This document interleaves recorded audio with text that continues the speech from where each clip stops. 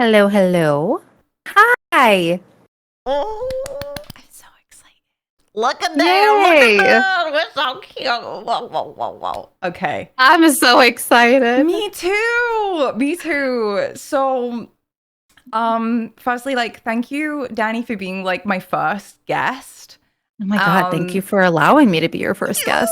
I wanted to read for you for a while because I know, like, I feel like when we first met, it was like at the time that it needed to. Like, even Hmm. I feel like your example of a community because it's just so like wholesome and refreshing. And it really showed me that like that can exist, that somebody who is married, has kids, and like you just like, and you're so like welcoming and cozy. And I was like, oh, that Oh. exists. Because I think I kind of got into the Twitch fear pattern of like, you can't be a successful woman unless it's like you're really hot and Yeah. you hide your relationship. Um, and you showed me that there's a completely different pool of people out there that can accept you for where you're at and who you are, and it's actually really lovely. Yeah, so true. And when you first ended up coming to my stream, I think the first reading I did for you ended up being like a past life reading. Which Um, was so wild. it was it's so all I remember from that was that you were like a Greek moon goddess lady, And a um, and healer. a healer. Right. And I Hmm. remember kind of like holding back a bit because we're talking a little bit off camera chat about people pleasing and people pleasing tendencies. And I think we both like heavily relate with that of like just quickly like attuning to people's needs, and it like makes us happy. I think sometimes making other people happy makes us happy, and I think inclusivity as well is like a huge thing. Are you good? It's Yeah, okay. my It's fine. my son is going to. Hello. Oh, Relaxo, thank you for the 39 months of also everyone that's resubbing. Hi, thank you so much. And the gift subs too. I appreciate y'all so much. Okay. You okay? Sorry about At any that. point, if you need to, take care of things, it's fine. Like, we're fine. We can accommodate for Yeah, that. It's he completely fine. loves making guest appearances always. So Oh, it's so adorable. I love Luna's guest appearances because you're such a great mom. Like for Oh, every time I see you thanks. interact with Luna, I'm like, damn, I wish I had a mom like that. Cause Oh my so God. so healing to watch, and I think so many people like would agree and attest to that as well. Like, Oh, thanks, Lucy. sorry, but it's so true though. It's so true. Oh Oh, you're gosh. gonna make me emotional. I know. I'm like, one of the things I was like thinking before we started, I was like, okay, like, how like deep do we want to go? I was thinking of like podcast names over the past like couple of weeks, and I was like, all right, like, I want to do like live sessions with people, but I also want to make it approachable, and I feel like this like the heartfelt conversation vibe is like, I just feel like we're gonna have a really good heartfelt conversation today. Yeah. I Um, also love just being, and I don't mean for this to sound any other way besides what it is, but I love being like ripped open raw. it's kind of refreshing, and you're a Scorpio too, so like Yeah. that's kind of like, your essence is kind of like call me out, say it as it is, and it's like very healing and very empowering for you to kind of like go through, I call them like little deaths. It's Hmm. like little deaths, like those like real moments where something touches exactly where it needs to, and you walk away like changed, you I know? love transforming. Yeah. Yeah. Yeah. I love that. Yeah. And is that something you've always like, have you always felt comfortable with like your transformations and like rolled with that?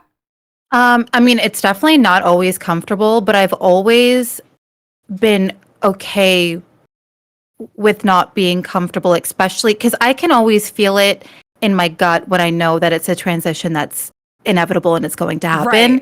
Right. And I always, so any situation that may happen that leads to a transformative moment, sometimes it's really, really, really difficult, but I always take it with grace, and I'm always ready for it. And I always feel like a phoenix just rising from the ashes, and I'm always better for it. And that's just the way I like to roll.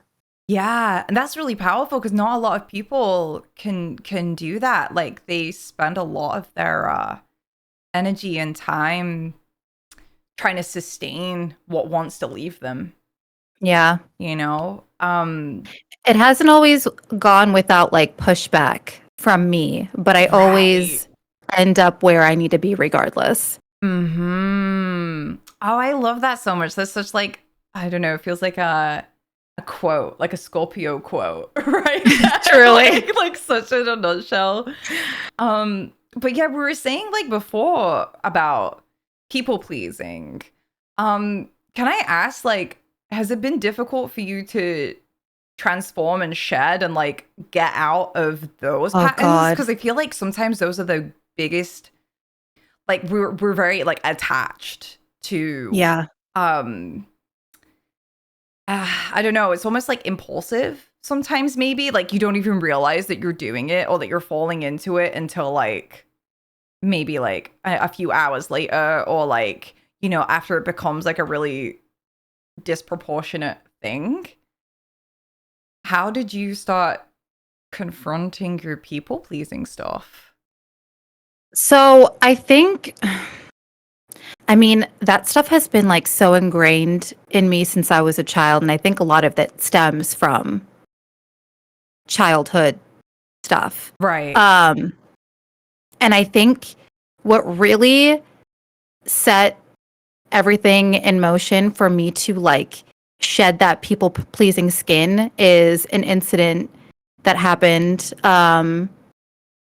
I mean, I think when you experience for years and years and years and years, like constantly putting other people first, constantly making sure that everyone is happy to like the detriment of your own mental health. Right. I think at some point you kind of just wake up. I mean, definitely for me, and I'm just like, I can't do this anymore. It was it's like not sustainable, right? No, and it really, I mean, it was really messing with me because I was putting the wrong people first. Right. You know, it's interesting, like weird astrology fact quip thing is like, so being a caretaker is very like Cancer orientated, and you have a lot of fourth house placement. So there's things in your chart that show and explain more about like how you caretake and why that is.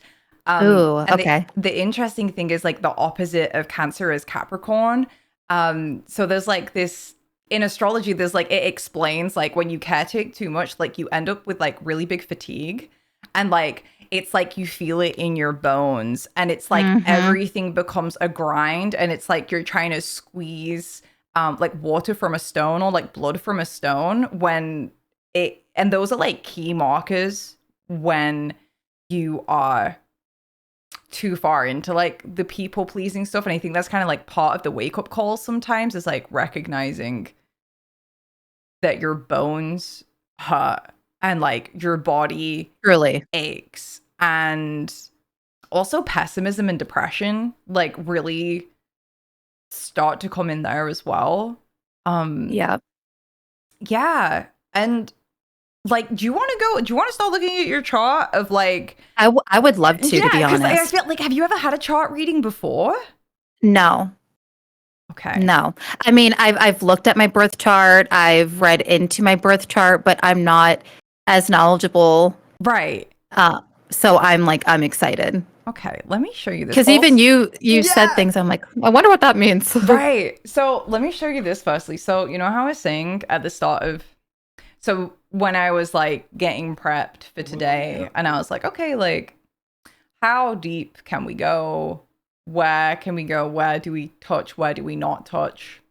And I was feeling like when I looked at your chart, I kept like avoiding your fourth house. And I was like, she doesn't want to go there. Like, don't go there. Like that's like a uncomfy space. And then I like made notes on like everything else, and I made like a few little notes on your fourth house. And then before I was finishing up, I was like, okay, I'm gonna pull some cards and I'm gonna ask like my guides, is there anything that we need to look at too? And then we have oh my gosh, please camera. I swear I've got like so many focusing issues. Same. ADHD baby, ADHD. Let me see if I can do this. Hi, friends, by the way. It's so good to see chat. Hi. Okay. I don't think this is gonna work. It's your Leo fourth house on cards plain as day. It was so strange because like the card of Leo came out first, and then the card of your fourth house, which is that's like so weird. I've never had someone's exact placements like come up. So wild.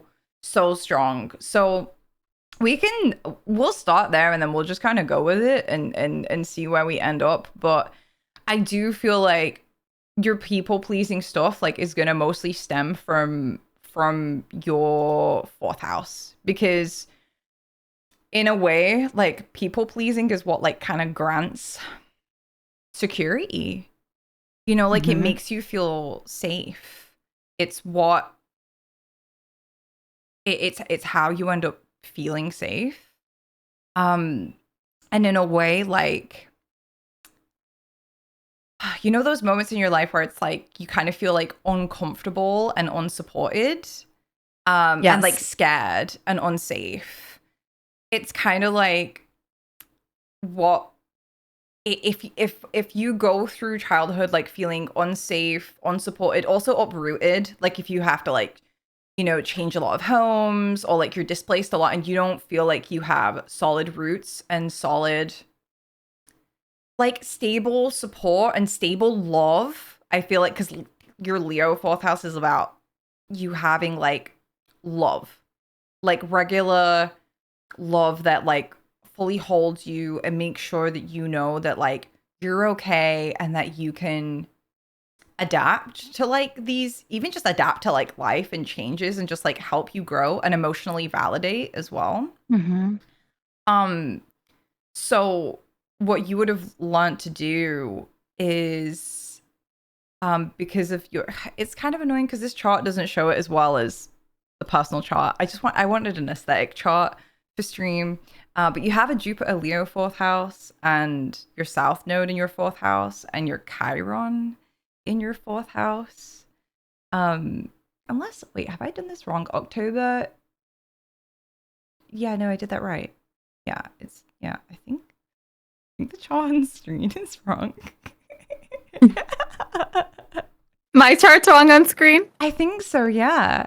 I think so. Yeah, because the one that That's I've got very is Scorpio different. of me. It's okay. I'll just wait. I don't want to. Can I read your stuff out loud, or should I just Yeah, you? no, Okay, I don't mind. October 23rd, 1990.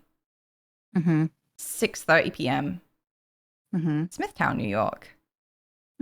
Okay, so the chart I have in front of me is fine. The one on screen is a bait. So I don't know who this is on screen. It's an imposter. It's an imposter. But I'll just leave that on screen. Actually, no. I'll put my cards on screen instead, because actually I don't want people to get confused. Okay. But because you have a Jupiter Leo fourth house, South Node fourth house, Chiron fourth house, that would say like when you felt unsafe and when you didn't feel supported and stable, like you learn and your inner child learn to just like give a lot of love to people, so that they would, that ended up bringing you safety. And that could also be like, you know, that could look like an example of like mom and dad being really stressed and having a lot to deal with, and you learning as a kid that you only get love, validation, support if you're like this really like bright little light and this really like loving daughter. And it's like you kind of learn that grants you almost like it's like, but it's like feels like very temporary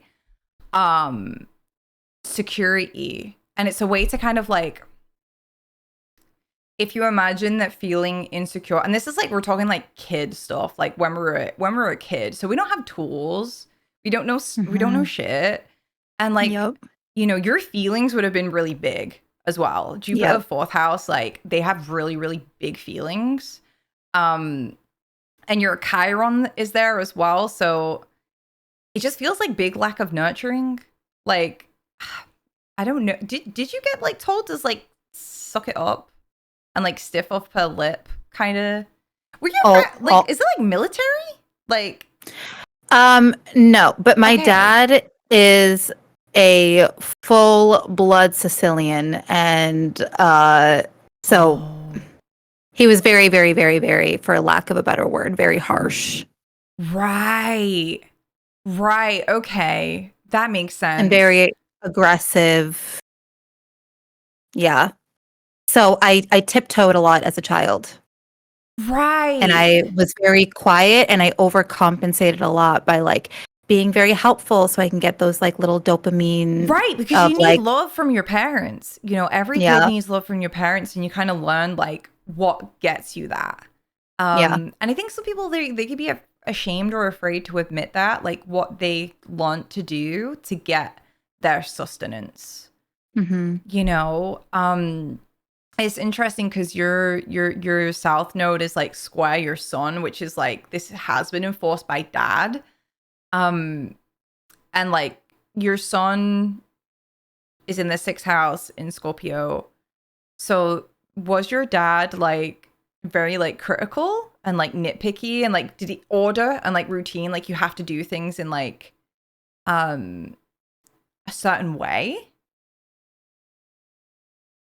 I don't want to like, honestly, my childhood can be very triggering. Mm-hmm. So yes. And then if so let's say I wasn't as quiet as I should be, right? Even though, but you're being like a normal kid, the consequences were very, very, very, very, very severe, right? Let's just say. And can I, it's like from your chart too, it'd be like any just signs of like you shining or like being a little bit louder, having more fun, like, yeah, it feels like that would have been like just shut down straight away. Yep. Right. Yeah. Oh my gosh, that's so, like, you don't deserve that. No child deserves that. I know that now. I've been doing a lot of like inner child healing the last couple months in therapy, which has been really hard, but like I'm getting there. But yeah, there's a lot of inner child healing. That makes sense, because I know when you first filled out the form, if anyone would like to potentially be a guest, ! Form, but when I sent you the form and when you filled it out, you had wrote about like feeling like cinder blocks on the inside, like you're starting to find like motivation and direction, but then like these like heavy weights inside of yourself. Yeah. And my first instinct, even before like looking at your chart, I just looked at the form. I was like, that's childhood trauma, you know? It's like stuff that's not been properly processed. And you know, I'm not a licensed therapist, so we won't go like too deep into that. But we'll talk more on that angle though too, of like, so your people pleasing stuff, you know, that has,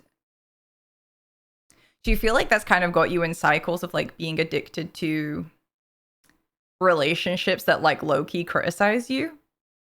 It's actually I mean, yeah.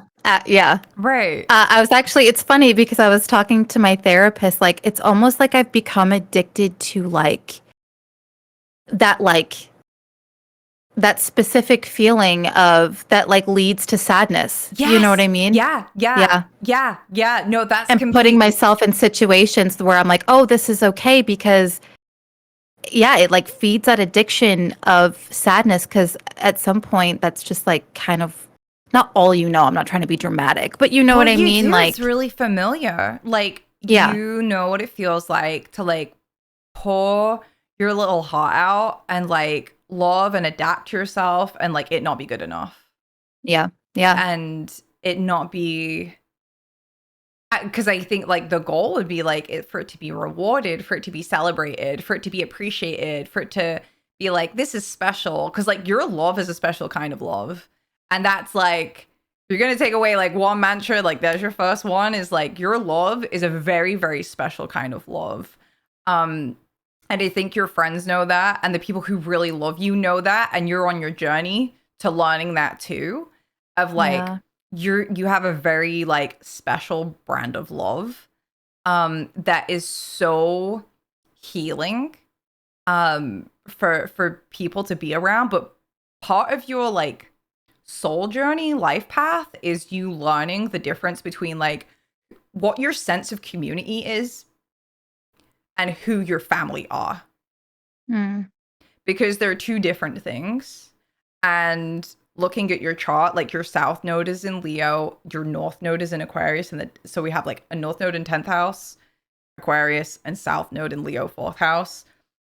That tells me that sometimes it's like because of the lack of love you've had, like, you know, sometimes it's like you can let anyone in to your family, like to your inner circle. Like your 4th house is your inner circle, your roots, like very real emotional influences, like who you feel like you have to protect, mm-hmm, who you really care about, who you nurture.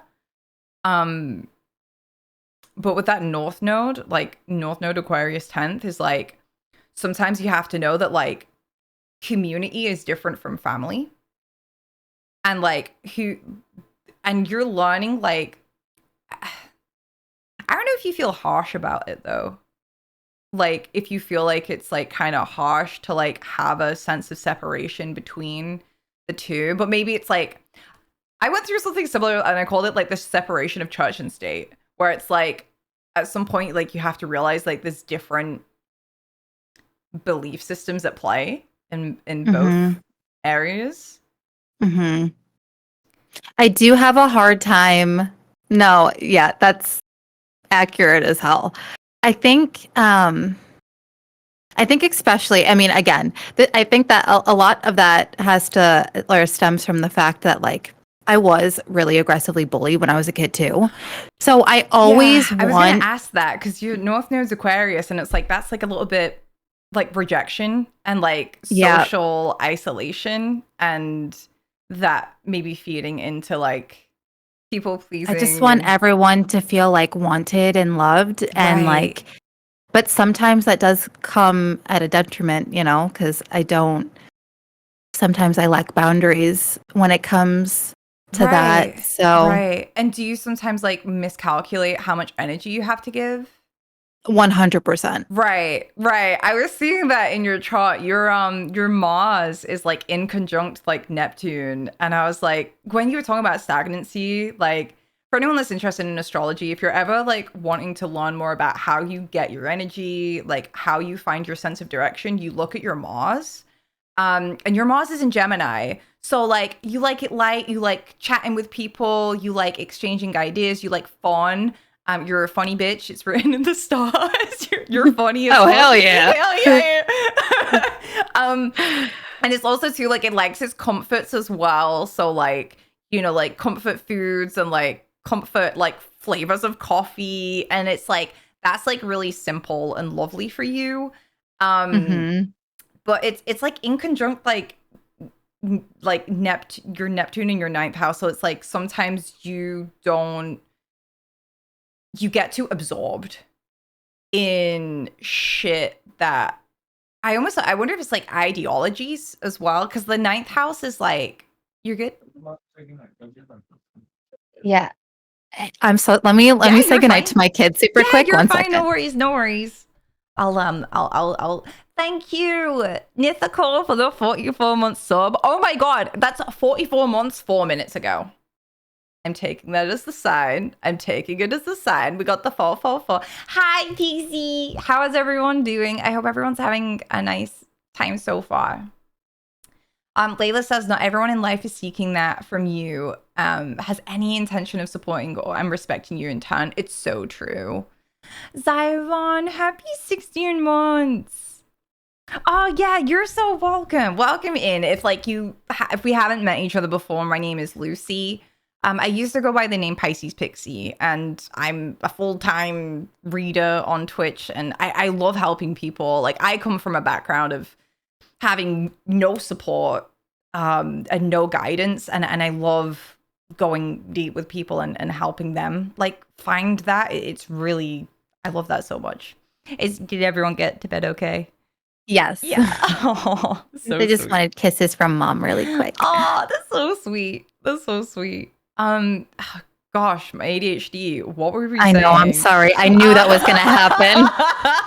I should have like held oh the no, thought, and I did not hold. I'm gonna break her train of thought because I'm the same way. We're talking about we like were your talking energy about levels. I think Gemini. Yeah, your Gemini Mars. You have a Gemini Mars. Yeah, ideologies. Okay, so you have a Neptune 9th house in Capricorn. So, and it's like having a little bit of a fight with your energy levels. So your Mars Gemini is like, I want to have fun. I want to have good conversations. I want to be comfortable. I want things to be like straightforward. I want to have a good time. I want the energy to flow and bounce back and forth easily. And then you have Neptune in your 9th house in Capricorn saying like, well, what about the world? It's suffering. People are suffering. Society is suffering. And it can also go into too, because it's in Capricorn, it's like the patriarchy is ruining everything. And how do I heal that or stop that? And it's like, because it's like Capricorn are like these systems that are kind of like outside of your control. Like not one person can break those kind of systems. And you will, I'm curious if this is how it translates, because this is what I would get from it, is like sometimes you are like energetically absorbing like the collective struggle about life, and then you feel like you maybe intuitively like want to take it upon yourself to like, I don't know if it's like really prevent that, but maybe like be a force against it. But that's like kind of, it's a very like, it's very draining on your psyche to try and like become the healer of all wounds, or like the healer of all inner children. Have you ever read the book Women Who Run with Wolves? No. Oh gosh, there's this quote in it, and it talks about how and I feel like this might relate with your experiences of like young girls who basically get conditioned to become like the great healer, like the all forgiving one, the all loving one, the all nurturing one. And it's like when you're in that energy, it feels really good, but it's like you're stepping into an archetype. It's like it's not fully you, right? Like, because Danny also likes to, you know, laugh at farts and like say overshare about her anus. Like, that's my favorite subject. That's my favorite subject is her ass. But and farts, so yeah. And take a gummy and they'd be like, oh no, I'm so many or something. I don't know. Yeah. There is, right. But go on. Like, I'm sorry. If we're talking, you know that like I'm gonna like keep bringing you back into the energy of like the great healer, and then like you're gonna understand. You know what? Like the difference, right? Because then like, and then there's the great healer who's like this like, oh, I can love everyone. I have enough for everybody. I can do everything. Like, and there's this interesting part in this book, and we're starting a book club soon. I'm like nervous about it because I'm my ADHD. I'm like, oh god, I'm like, am I just gonna suck at doing a book club? But We're going to be reading Women Who Run with Wolves, but there's a quote in it Ooh. about women who basically we learn to take on the role of the great healer. Mm-hmm. And it says about how when we step into that archetypal energy, it feels very like healing and comfortable for us. But a lot of people will start to project onto you. And a lot of people will overly attach onto you. And the archetype can withstand that. Like, because I've the learned that archetype, lesson the hard way. right. The archetype can withstand that level of projection because it's like, well, I'm all loving and I'm all this and I'm all that. It can withstand projection because it's like this, it's like kind of like a godly energy. Mm-hmm. But as a person trying to take on the energy of an archetype and all the projections that come with it, it is exhausting. Yeah. And that might be something that might be, I feel like it's intertwined with your people pleasing, maybe. Mm-hmm. That like that's something you're stepping away from. Because one of the things I was like shouting at me in your chart is that you are learning to have an identity and like your self-esteem and like love without being the caretaker. Yep. Mm-hmm. Very accurate. Right. I think I've realized I was putting, because it's actually funny because my parents came to visit me this weekend and we were like, this is like a side note that will make sense. And we were playing like this card game, and basically it has personal questions and you can choose who you would like to answer. And I asked my I mom, love those and the kind of question games. was, how do I love? And she said, you love with every single part of your soul Mhm. and body. Like Mhm. literally every single cell of you Mhm. loves. But like, I think I'm learning that like you said, that love is special. Yes. And when certain people are crossing boundaries or like really zapping my energy, if I'm giving too much, Right. I don't have to, but I can still remember that I have all the amazing qualities about me. I think that when I don't, when I taste, I get this like overwhelming sense of guilt, you know, like I Yeah. am letting people down if I'm not engulfing myself fully in them. Right. Well, it's because you're trying to heal them. You know Yeah. that, right? Yeah. You know Yeah. that, right? Like you're tuning into their needy inner child. That because this is the thing, you don't engulf yourself into everybody because No. like you're like I don't know. Right? You're too close. Like the people I know that you're close to, like there are people who like they will reciprocate that love right back, but they also don't need you to heal them or complete them. Yep. So that like that's different. Like you have a love that isn't trying to like make somebody else whole, Yeah. right? And like two non-whole people, like we can love each other, especially when you're on your healing journey. Like you can still have love and make good love even when we're not fully whole, like each party. But it's like important to have that space where it's like we're not stepping into that. I'm just gonna call it stepping into the archetype, like Hmm. stepping into that like caretake role, Okay, you know? that's actually really interesting because I guess the way you put it, I have friendships now that are so fulfilling and I feel so peaceful with them and safe with them, and like I love them with every ounce of my being, and I get that same reciprocation. But that's such a good point. Like I Mm-hmm. think it feels so energetically free because I'm not healing. You're I not don't need to healing heal. them. They're Mm-hmm. not relying on me. Right. Because this is the thing, like eventually we all have to like kind of become adults. I know that can be really painful for some inner Mm, children to hear. And it's like your inner child can like be taken care of, but your adult self, sometimes we have to learn to like make those steps for ourselves and like be disciplined Yep. and dedicated and like take initiation to like Do the work yourself. do the work. Yeah, I'm putting Yeah. that grind. to do And that. I've had people in my life that relied on me for every single part of them emotionally. Yeah. And I would be there anytime, anywhere. And then when I would take a step back, Mm-hmm. I was the bad person for not being there. Right, right. And do you know that like it was from their inner child? Like, have you ever looked at it like that? Like their needy inner child that's like has attached to you as like you're their new mom. I definitely could feel their wounds, and I definitely Right. tended to their wounds. But Right. at the time, like, no, I didn't realize what I was doing. You know what I mean?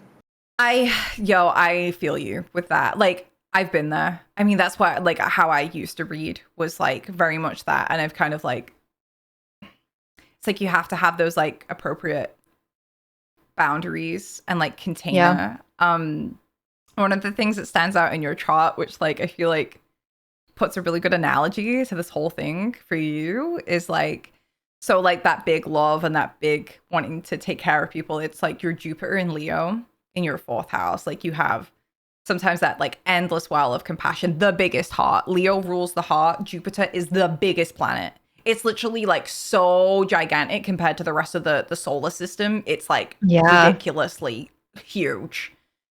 And it has all of this like joy and optimism and generosity as well. Like it's so generous. It's so like it's not going to check the reserves in the bank. It's connected to like this like abundant energy. And when you're in it, it like feels like you have like an endless supply of it.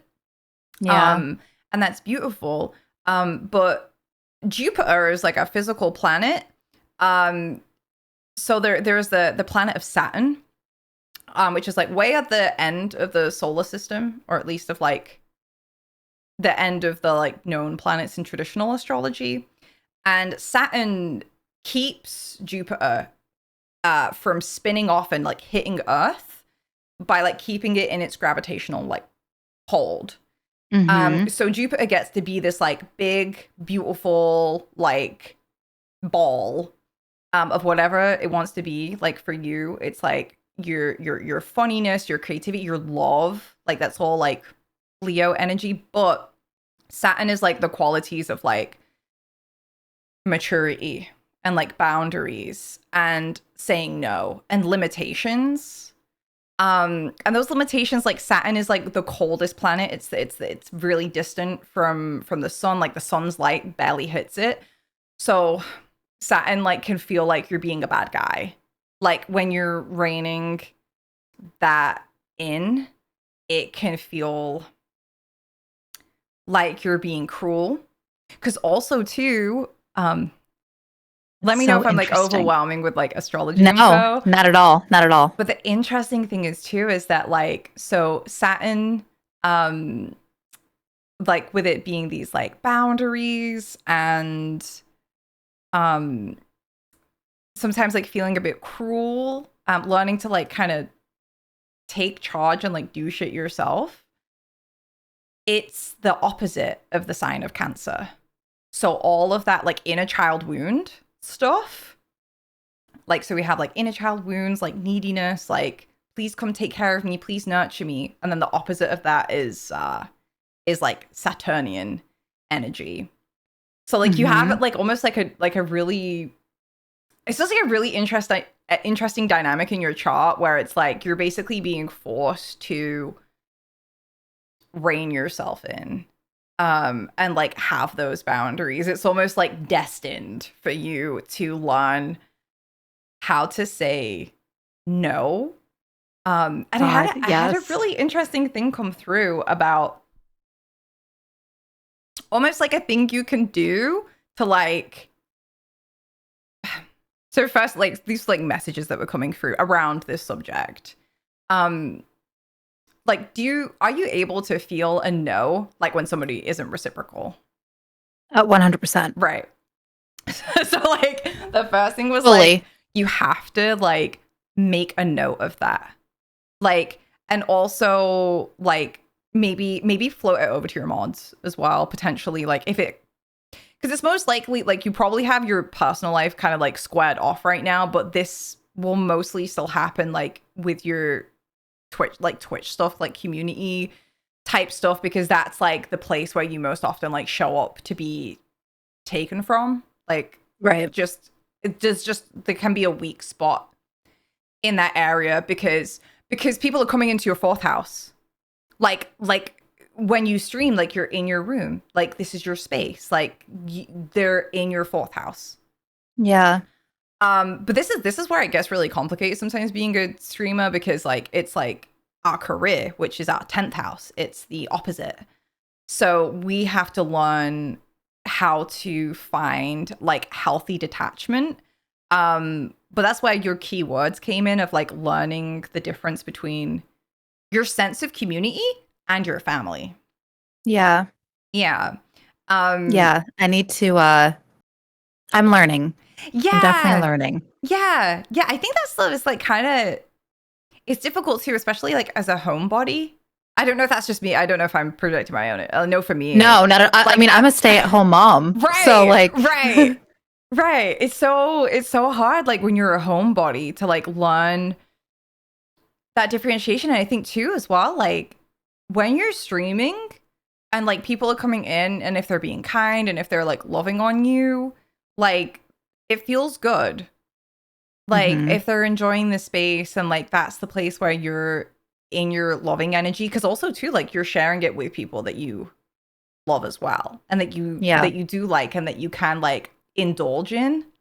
But then on the other side of it too, it's like people can come in through the door and like want that same treatment, but they actually haven't like earned that with you. Yeah. And that's part of Saturn as well, like Saturn and like boundaries. It's about like one of the classic things is time. Like have like little set limits of like, you know, I'll start loving on you after you've been here for a year. Like, yeah. I'll start like, you know, like you kind of get, it's like allowing people to kind of like unlock your that treatment from you. Like they have to kind of earn it in at some level. You know? Yeah, that's going to be a hard lesson to learn that I know is going to happen. Right. And I think I'm in the pit of it now. But I have a really hard time reserving my energy levels, or reserving that energy for people that reciprocate it. Like right off the bat, I just like... Do you just like instantly like indulge in whoever... Whoever. And do you find yourself oh my god, do you find yourself gravitating more to the people who like have the empty hole, like the people who need more from you? Like do you end up sometimes like not indulging in like the people who are already full, but like being hyper gravitated towards the empty? Yeah. Oh gosh, I feel that so hard. Like for myself too, I'm like learning. I'm like, oh god, like we're very similar. I'm like, how can I fill this hole? Well,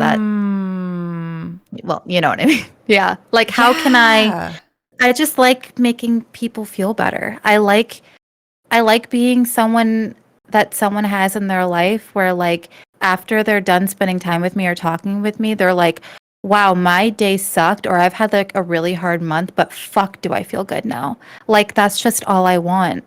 But you do that. Like I know. you do that anyway. Like, so I think a level of this would be like you need to recognize and validate, like, again, because your Mars is in Gemini. So like you're here to make people laugh. Like you're here to like, I think sometimes like your vulnerability is very healing for other people. But like, you know, you're like, you have a lot of people in your community now. Like you can't always personally tend. I know. And maybe sometimes like recognizing like you are enough, you know, with just as you are. You know, just as you are, without needing to overdo or overextend, but it can take time to like really let it sink in. Like the value that you have, and like you're a sun in the 6th house, so you're always gonna want to help. Like that's how you are. Like you're always gonna want to help. but like asking like how can you serve in like a sustainable way, because even just like you hosting your space on Twitch, like whether you're It's playing, enough. it's enough. It really is, it really is. So you can maybe I mean, because a lot of this stuff like in your chart, so you have like your fourth house, which is all of this like wanting to love and like wanting to heal, like on wholeness, like with people. Hmm. It connects in with like your sixth house, which is like your sun. It's like your very being feels very like called to those things. Um, so like preventation type stuff is like recognizing like the two types of people you're going to be really drawn into. One, are people who like seem to be like kind of critical, like, and like you don't know how to like read them. Like if you do, Hmm. like, I don't know, if like you don't know, hmm. It's usually going to be women who tend to like analyze and observe behaviors. And like always at first, they're probably going to seem like on your side, but eventually, like you will be a victim to that criticism and analysis. Those ones are going to take longer to form. But that's one thing to be careful of is like people who like are like prickly and analytical, but like it's okay if they've like earned your trust and stuff already, but like just being aware that like you can get drawn to people who like end up like making you feel like you're being analyzed and like nothing you do is good enough. Yeah, I think it, that's very accurate. right, right, and it's kind of hard, like, because I feel like with your chart and like everything you told me, like it can be hard for you to track it. Like, when does it get to that point, right? Yeah. When like they're constantly making you feel that way, and probably too they end up like getting put in like positions because in the beginning it's like they seem like helpful and observant, or like things feel cool and they're approving of you. And like that feels really good when that type of energy approves of you. Because if they're usually Hmm. very critical and analyze people, like when somebody like that approves of you and is on your team, it's going to feel really good for you.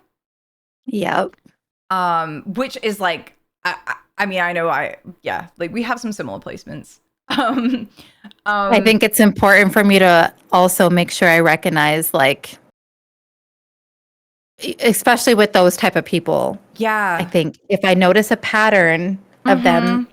I need to be like, okay, Yeah. maybe, I think noticing their gossip, like notice what they analyze about people, you know? oof, yeah. Like I think that would be your key is like, and because all of this stuff, like this stuff is in Scorpio, it's like, are they projecting? What is this telling me about their psychology, like their psychological makeup?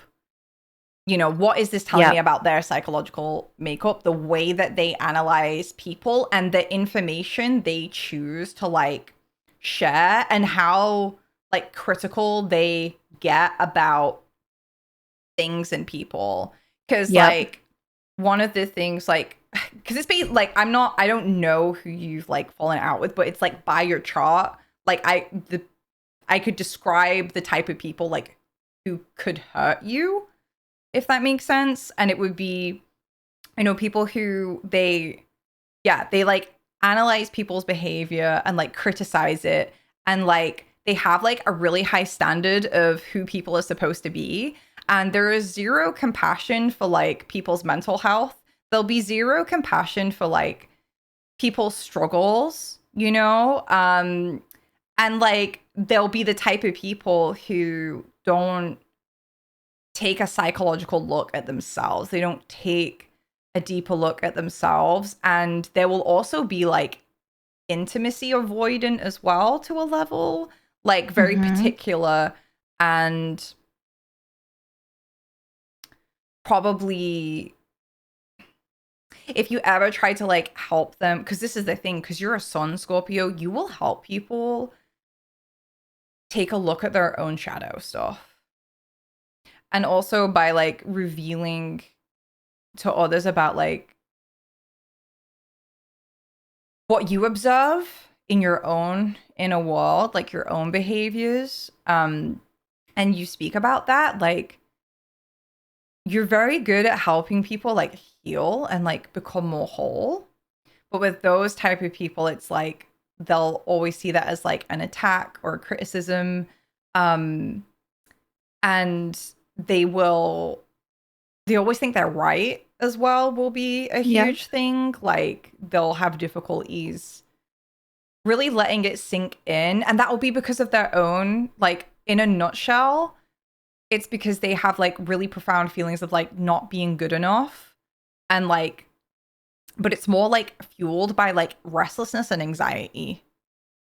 And that's why they'll like bicker a lot, like a lot of bickering, because it's like sixth house and like Mercury energy. It'll be like gossiping and bickering, and they do Mean that. girl energy. Yeah, it's basically mean girl energy. It is. Yeah. It is. It's mean girl energy. It's a little bit more subtle than Mean Girls, though. I'm gonna be honest. Like, I think it's a little bit more subtle than Mean Girls, because with it being sixth house, it's like they're more is it covert when something's like kind of hidden? It's not. I was gonna say it's not mean girl energy. Out Like I'm thinking of Regina George, and it's like they're not a Regina George, but they're more like It's they work in the shadows as well, because it's Scorpio, so it's like they keep their shit under wraps, and they are influential, but only because they like can manipulate other people's like psychology. Yep. You know. Yeah. Mm-hmm. Yeah. It's yeah. Is that spooky accurate? Yeah. Yeah. Like disgustingly spooky accurate. So I've had to learn a lot of hard lessons in this area. Right. And it's validating to like hear it from you, or like, right. Yeah, you're spot on. And it's funny though too, because like to me, and I could be projecting here, but like I would see you as like the cool girl that like I would want approval from. So it's really interesting that like these people would get involved with you and then like try and cut you down. Because like I think you're like the bee's knees. Like, you know what I mean? Like I really think you're just so authentic. And I think it's like so refreshing. And like these people, like they would not be like they probably like they lie a lot. They probably like there's probably like a lot about them that's like not authentic. Yeah. But if you have rejection wounds and like you've been bullied, like other people can think that you're really cool and like that they want to be around you, but like you're always gonna maybe feel like the reject or like the loser. Yeah. And like it's gonna be a sensitive spot, like you being like outcasted. Like you being like outcasted or like cast out of just places, like your community. But your North Node Aquarius is in your 10th house, and it's saying you're learning to build your own community, your own sense of community, because like you do get kicked out of you have been like rejected, but like so have all of us. You know, and the weird, cool, quirky people, like we all find each other and we build our own communities, and we make our own rules, and we get to like be the leader of it. And because your North Node is in your 10th house, like your soul, like North Node Aquarius 10th house, like translates to like your soul is learning to be a leader, to take like leadership and be like, you know what, I'm like the leader of my little widows. Like, and that is also going to help you too with this learning the difference between your community and your family. Is like recognizing like, well, when you're with your family, like you're you can caretake them, and they are all like under your wing. But when you are a leader, it's a different type of energy. When you're your leader of your widows, it's a different, it like requires more of a backbone. Yeah. And there's different things you can do as well. Like like strength training, making sure, I don't know if you've done like stuff like that where it's like you like make sure your posture's good to like get you into like, As my posture is not good. It's like As I'm hunched like a little hungry gremlin. yeah.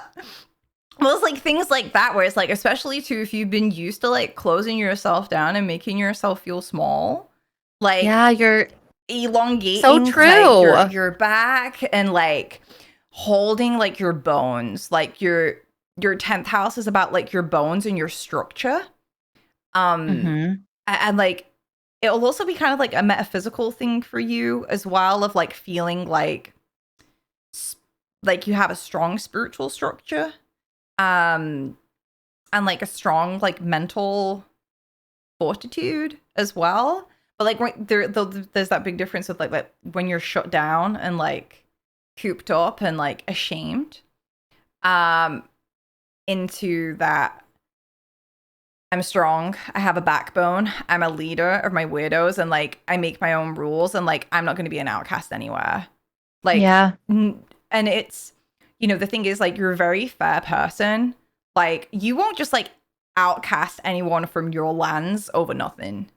You know, you have your appropriate boundaries that keeps like everybody safe, so that not everyone's like getting too emotionally enmeshed, because that's actually what ends up hurting people too, is like when all those like lines are blurred and things are like crossed, like that's when things get messy.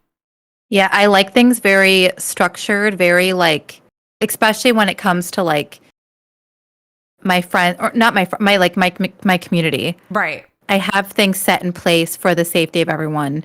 Right. And I'm very firm on that. Right. Right. And I imagine that's taking you time to like get there, right? Yeah.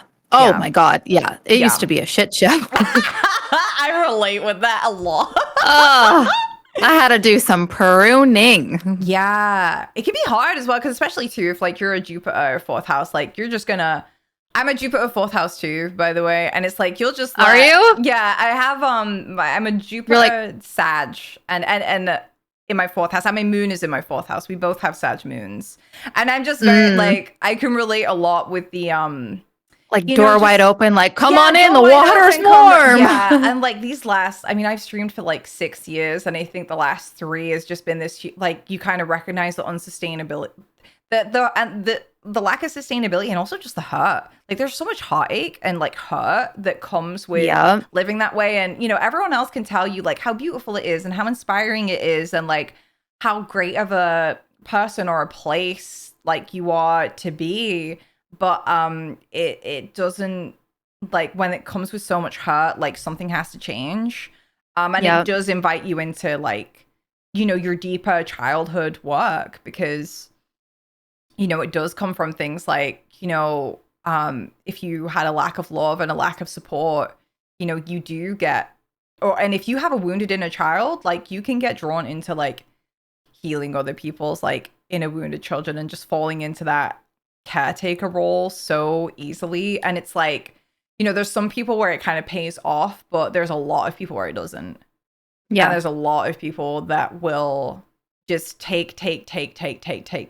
And it can be hurtful too, like when you are making good changes for yourself, watching how those types of people react. Because especially too, like if you had given into it a bit, like just noticing even like you changing things up a bit, like how they just quickly drop you or move on, and it's like, damn, like I really betrayed myself and like overgave, and then you just like completely yeah I've had experiences where like if I'm feeling great mentally, like my energy is just like lifted, I like I'm exuding powerful bitch energy, right?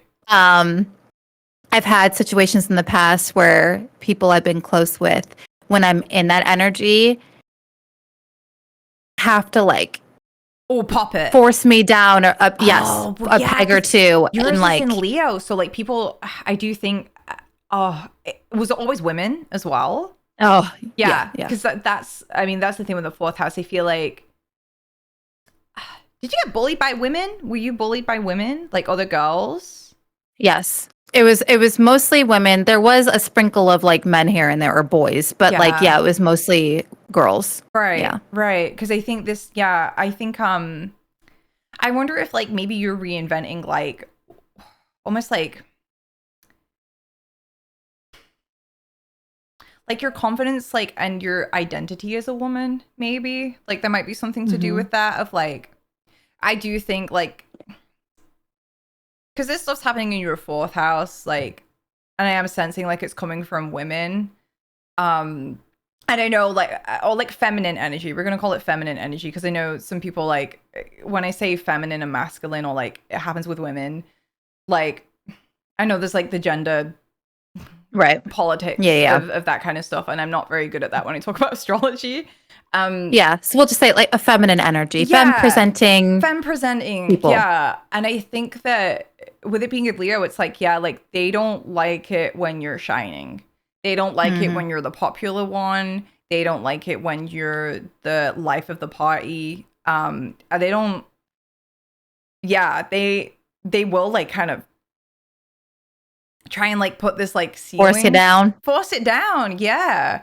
Yeah. And I think, yeah, you'll be really sensitive to that because it's like you love them, you Mhm. know, and like, oh yeah, that's part of it too, isn't it? It's like because you want everyone to feel comfortable and you want to cater to people's wounds, then sometimes it's like, okay, like I won't shine too hard then. Or like, okay, like I'll tone it down a bit. And this is where it might go into this Neptune ninth house thing of like being really tuned into like these really big struggles. Like, did the women who like put you down and stuff, did they struggle with things like depression and mental health issues where like you being happy was offensive to them because of their like existential shit going on that they couldn't deal with? I mean, probably Right. because yeah. Yeah. I mean, it wasn't outwardly like, Said they wouldn't know, they wouldn't say that. but like, but yes, 100%. That's so interesting. Yeah, because that would make sense with a lot of your chart too. Because I'm tuning in. And I'm like, why would people want to put you down? You know, like why would people want to do that? Because like when I look at you, I'm like, I love it when you're happy because I think that makes me like it makes me feel good being around that energy. Like it's very Yeah. healing to be around that energy. Misery loves company. Yeah, I think that's might be what it is, you know. And it kind of reminds me when I was younger, I had a friend who she was a female, she's a Gemini, and she had bipolar. No, not bipolar, BPD, borderline Mm. personality disorder, and Mhm. kind of similar vibes of when it's like if you were ever like happy or like felt good about yourself, it was really those moments where like genuinely in your heart like you felt good, and it was like this like kind of like tug away from it or like an attack um Mhm. on it. And it took me a really long time to realize that like, and I still have a really hard time with it, like sometimes people can be jealous, but like if Yeah. you're the rejected one, you can be like, well, why would you be jealous of me? Like my childhood was shit, like I've been rejected, like all I know is rejection, like I've not had the same stuff that y'all like everyone else has had, like why would you be jealous of me? Like, but it's, I don't know, I think it's like people don't know It's that, they yeah. don't understand it either. Yeah. Or they don't like do their own shadow work to kind of figure out what they need to like grow and work on. And I don't know. I just get like really wrapped up. I mean, not anymore. I've like again, like, especially last year I had some really hard lessons. Um and now, I mean, I'm healing so much within myself that I feel like quite frankly not many people can touch me these days. And Yeah, and like that feels good, you know? how did you like I'm seal up the hole? Like do you know what the hole was so that you could like even if it's just like a personal realization, I know that we probably all have to do our own work to get to that point where you're at, to like, I Mhm. call it like sealing the hole. It's like once you kind of understand it, it like seals up. Yeah, I don't know. I think I kind of, not that I like woke up one day, but I think I definitely Right. noticed patterns within myself that were helping other people, but was not helping me. And I can show everyone so much love and respect, but I think I just realized like I wasn't allowing myself to like giving myself that energy within myself back. Right. And I think I was so tired of being tired. I was so tired of feeling sad, and I was so Yeah. tired of having everyone's words like weigh on me all the time. Like I think I just Mhm. realized like, yo, these are not my journeys. These are not my things that I need to carry around, and I'm shedding the shit out of the skin Mhm. so I don't have to like carry that's what I was doing. I was just carrying the weight of other people on me all the time, and it Right. was draining, and I was tired, and I was, Right. I mean, you've fuck got your that. own family to focus on, right? Like when That's you the biggest thing for me too. Like right, I realized right. I wasn't pouring my energy into things that were super important to my livelihood, like my family, my harmony, like my children.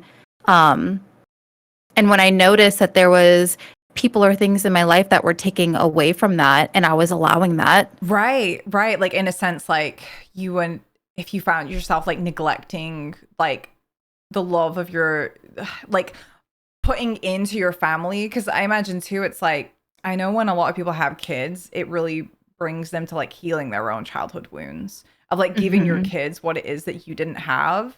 So maybe Yep. that was that like part of the realization too of like whilst I'm giving my energy to these like maybe insignificant or like people who just like don't give me love, like this is taking away from my kids and like this is what like my parents did or this is what like you know. Yeah. I mean, I definitely, to be honest, it was mostly with like friendships Yeah.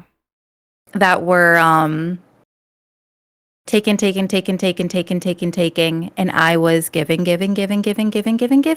Right. And I think I just had like a wake up call because something forced me to have a. Honestly, I think I ended a karmic cycle. I that's what it feels like. I was gonna say like because when you're saying like it almost like it's like you woke up one day and like that kind of shift and like that kind of end, but you can't fully grasp like exactly what happened. Like that feels like a comic cycle. Like that Yeah, feels very big, yeah. you know? And I don't know for sure, but I have an intuition or just like a gut feeling that these specific people in my life, I think that they have been in many of my past Yes. lives. Yeah, I just got goosebumps. Yeah, I agree. And they would probably play the same role. I mean, I remember that past life reading with you being like your moon lady. And I Mhm. remember, I don't know if you remember it, but like how like it's like the women in the temple would like gossip about you and like put you down even though you were really good at what you were doing. And they would There was a like lot of betrayal. yeah, there's a lot of betrayal. Ever like Taurus, right? You have a Taurus rising. Every Taurus rising, like their ascendant is a reaction to betrayal. Like you've had a lot of lifetimes where you got betrayed and put your like love and devotion into people who like wore masks. That's the all like Mhm. yeah. Yeah. Yeah. That's really I have interesting. a quick question. Yeah, yeah, go ahead. So, I feel like, and I'm not trying to like No, it's sidestep fine. the conversation. You're fine.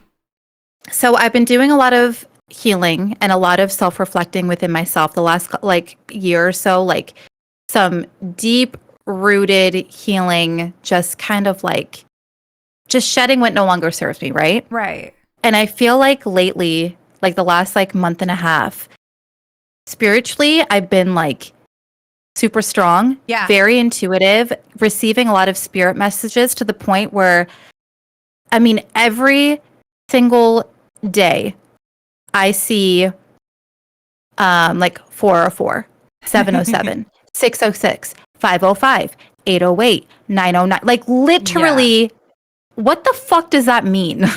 What do you like look into like the number messages, or are you just I like, mean, oh, that's spirit speaking to me, but you don't actually check like what it's they're almost like, saying? I mean, I do, but it's almost like every hour for weeks and weeks I see, Right. like without fail, 808 for sure. And Right. then like 1010, 1111, like increments of like four, like Mm-hmm. throughout the entire day, like almost like every hour. And I'm just like, okay, what is spirit trying to tell? Like, I don't understand. Do I need every single angel number? Sometimes, yeah. I mean, like honestly, like so, because I've had like periods of time where I go through that, and how I deal with it is like, so firstly, it's like notice what thoughts you're thinking at the time that you see it. Like noticing what you're Okay. doing, noticing what's on your mind as you do it. Because a lot of the time, like it's like you're starting to be in constant like it's like you're in a conversation with spirit. They're not just sending you messages, they're like replying to like what it is that you're saying. So it's about to turn 1717. And it's like right now it's like, I'm explaining to you about like what it means to get spirit messages and what that conversation means. So this is like what's happening at that exact time. So then I'd go and look up 1717, and it says, let's see what 1717 says. Oh, interesting. So start paying attention more to Yeah, like and actually just see thought processes. what it's saying. So 1717 angel number. I usually use sacred scribes. Yeah, so okay, so 1717 is a gentle nudge from the universe urging you to stay true to yourself and follow your intuition. It's a reminder that you are being supported and protected by your guardian angels who are guiding you towards a high level of consciousness. And that's like, it's like a little booster, because like, I'm not an expert in angel numbers, and it kind of required me a bit of like, I've got to trust my intuition to like speak on that and say like, hey, this is what that means. Yeah. Okay. So like notice like what it is that you're thinking, you're doing, at the time that you get the number, and like just 2-second Google search. Let me see what Sacred Scribe says on this. So yeah, so okay, so 1717, you have an important soul mission and life purpose that involves communicating, teaching, and healing others and serving humanity in a matter that suits my personality, abilities, and interests. And that's what I just did at 1717. So there's like stuff like that like that's the kind of stuff I'm into, and it doesn't have to be like, repeating, like, 808 is one where it's like, people are like, oh, it's not 888, but it's like, when you're called to the number, like, and if you keep seeing it, like, just Google it. Just like, I would mostly recommend sacred scribes, but it's also fun too if you just Google it off the bat, because then like Google gives those like summaries sometimes on a website, so you can just get it quick. I do Google a lot, but I think I've just been like confused, because I'm like, okay, but what is this about? I feel like, yeah, like why do they keep trying to get my attention? Well, yeah, too, especially if it's like all the time. It's like, okay, bro, like, will you just whisper in my ear? Can you like say this more clearly, please? Yeah. Can you visit me in my dream? Right. Just like have an actual conversation. But to me, and you can try this and like see if it works, and you'll have to let me know. It's like maybe seeing the number is like more responding to what's going on. So it's like, because also too, if you've been asking for clarity and guidance and direction and help, which I feel like maybe you have been doing, that's what they're trying to do. So when you like, you might have, okay, so I'm doing this stream. I'm like, this is probably got like my third attempt of ever trying to start a podcast, and like I feel ready now, like to do this. And when you went to go and escort Leo out of your room, I had a resub for 44 months, and it was 4 minutes ago. And now I have the same thing, Layla, like you subscribed. Thank you for that. It was 44 minutes ago. Like 444, like I saw that as soon as you popped off, and it's like, okay, I have this like mindful moment for a sec. And like that 444 was like, you're doing the right thing. Like keep on doing what you're doing. And it's like, they're trying to like feed you, and just like stay in contact. And I think the more that you recognize and like take in the message, you'll also start to like maybe develop like the ability to hear those messages and like be told them. Like the number can be there is like, because sometimes you want physical evidence sometimes, like, because sometimes your spirit guides can talk to you and like you're like, oh, whatever, or you just don't hear it, you know, or like or brush it off, or like think it's just your head. But you know, you might get an idea to do something, and like just when you get an idea, just like check the time, like, you know, when you feel like something's just like come to you, just like check the time, or like when you're drawn to the time, like okay, what was I just doing, what was I just thinking? Like I always get 2222 when I'm thinking like shit. When I'm like, oh, my future shit. Everything's such a grind. Like, oh, like, you know. Kind of like when you're in that self-deprecating, almost like mindset. Phase, when I'm like, oh, like, I always think my Twitch channel is dying. Like, I don't, it's just a regular thing that comes up. And it's like, what do you need? Like, you know, just, it's fine. Like, you'll be fine. But where I'll go in a little mental rabbit hole, and then it'll be like 2222, and I'm like, oh, bitch. Like, and there's always my guides being like, think positively. Like, stay positive. Yeah, like you're fine. Like balance as well. Of like you're obsessing about work. Like, chill out, unplug, and like just do your life. It's funny because I keep asking, especially you know lately, because I feel like my energy's been a little all over the place. I'm getting more like grounded and stable, but I'll like, please give me more clarity, please. And I keep getting like, you're on the right path messages.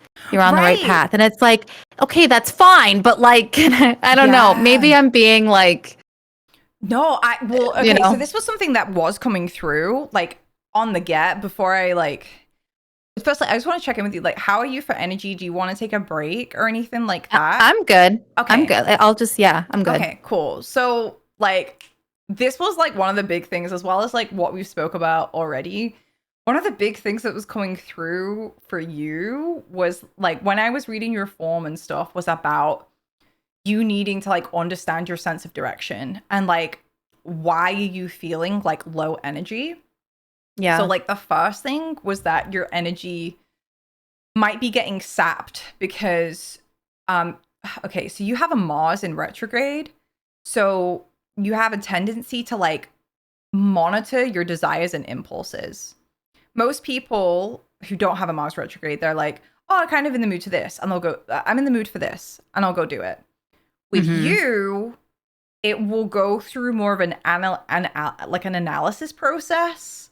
Like, you'll, like, weigh it up more. And sometimes you're, like, going to obstruct your desires to do things, especially if they're not in your comfort zone. Like, it's easy for you to just, like, show up and do your routine. Like, you have a Mars in the second house. So, like, you like your comforts, you know, and you stick to, like, what you know. And like, and even though it's exhausting. Yeah. So one of the things that you can start like this. So this is like when I was saying in private messages, like this is like your natural rhythm that you might need to start like affirming to yourself. More is that it's really good for you to like do random shit, like giving yourself permission to like do a little spicy random thing. And like go with where your energy's at. So like if you're feeling like, I remember that stream you did where you like did yourself a reading and it ended up being like a smaller stream than normal. And I remember you getting a little bit worried that you hadn't done enough, but it was such a perfect stream. It was like such a beautiful stream. And it was like stuff like that is like your Mars, like your Mars Gemini, where it's like you let yourself do something a little bit different, and like do something that's like fun as well for you, because like the Gemini, like it needs something fun. It needs stuff that's like mentally stimulating as well, and like intellectually stimulating, and can like have good conversations. It doesn't want it too deep though, like not too deep where we're starting to get into like people giving you advice or people like, because that's like, it's like shut the fuck up, like I'm giving myself advice, like this is where I'm doing, like this is my stream, show up, like let me just think out loud. Well that's it. That is Gemini. It's like just, and you can say that and you can own that and just be like, I'm just thinking out loud, like I don't want any advice, like da da da da da da da da. And having conversations with people who are like passing out the same stuff or like going through the same stuff, or like, you know, they can like, there is going to be good people that you can information exchange with, and it like helps you expand. And it helps you learn. Like, you like to learn more about stuff, but it's like you don't want to be a scholar at it. Like, you don't want to go to college for it. You don't want to do a year schooling for it. Like, you just want to like have like cool little bits of info that like taste good. Yeah. So it's good for you to do that. Like, that will help move your energy a bit more. Is like engaging in things like that, like little things that you find fun, that you find interesting. You will have to give yourself permission to like step out of like what's comfortable. I think it's important to not do anything that's like putting too much effort into like a very extreme comfort zone. So like a tendency might be here is to like build up a fantasy or a dream of like a goal of like where things are going to head. So for example, like maybe you get the idea of like, I want to do a podcast on this day. That's what I want to do. And then like you might, you know, you're already feeling vulnerable because you're going out your comfort zone, and you might put in a load of work for it. And then you might end up getting upset if people don't show up for it. So you have to do it in like small ways. Gemini is like, it's like a tweet, you know. I was like, Gemini is very like quick energy, so like you have to do it in like small little doses, and like what you're in the mood for, and not get too attached to like the big picture of where it's going. It doesn't need to become anything. It just is what it is for the moment. Okay. Does that make sense to you? Yeah, it does. Right. And like, this could be like, you know, I just want to play this for a bit, or I just want to like chat for a bit, and then I'll show up on stream and like see what I'm in the mood for. And then like, even if that just ends up you having like good, because you can never really predict sometimes like if you're going to have like good conversations or not. Like it changes. So I will say I used to get really bad anxiety when I would go live and not know what I felt like doing. Oh God. Yeah. And I feel that. And then like, I have a hard time trusting myself in those situations. Yeah. You know? So I'll be like, or like instinctively I'll be like, oh, I feel like this. But then I'm always like, no, they probably won't want to see, like, mentally. Right. So then like, right. So breaking myself out of that, like. Yeah, that's going to give you like a lot of your energy back. Yeah. Like with Mars Gemini retrograde in the second house, like, you need those. It's like there has to be some level of like it's somewhat comfortable to you. Like it's not like too out there, you know, but it's something that like brings you comfort and that you enjoy anyway. Yeah. And I think maybe as well, you like mentally understanding like the value of it will help you too as well. So like, and it really simple way, like really like simple statements like, you know, this is just, maybe this could be a nice stream for people to just look in, or it'll be valuable to show people just like a little bit of a different side for me. Like, you know what, the energy of the world's been so heavy lately. Like it's good for us to spice it up a little bit.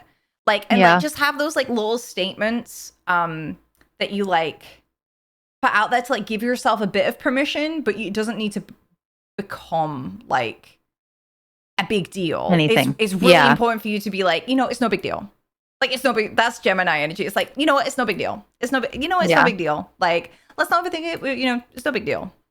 Yeah.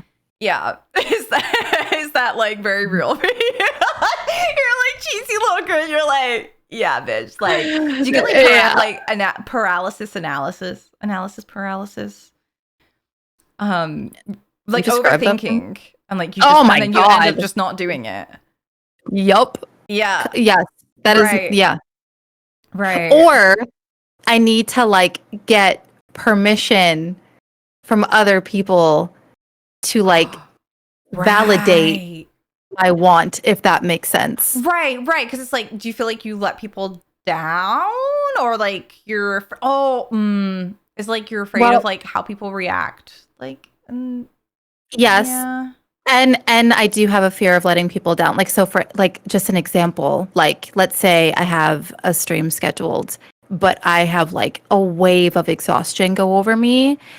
I will get such bad anxiety even at the thought of needing to cancel that in fear of letting people down. So I will have to go into my Right. mod chat and be like, guys, I'm really tired. I don't feel well. For them to be like, bitch, Take it take the night off. off. Like, who Right. like put yourself first. And then I'm like, okay. Like, I need that, like, I need that validation. I love that, but it's like it's So I funny, feel like I'm right? doing the Like, right thing. right. It's like, yeah, like getting permission and validation. That makes sense because I think in a sense as well, though, they'll like underneath that, there's like an inner child of like, are you sure you guys like will still love me and won't reject me and like won't leave me if Am I going to let people down? like if I Is do like, this? if I do this or if I don't do this, or like, yeah, it's a Right. constant struggle. Right. Mhm. It's interesting because like people have a lot more tact. Like no, is it tact? What's it like? People have like the ability to like be disappointed, you know, Yeah. and like not just drop off the face of the earth. Like, you know, and I Or think like people be have a like, lot more staying power I than was you really looking realize. forward to today's stream and now my day's ruined. Like no one's going to tell me that, you know. Yeah. I mean, have you ever had a comment like that? Have you ever had someone like make you feel guilty for I taking mean, care of yourself?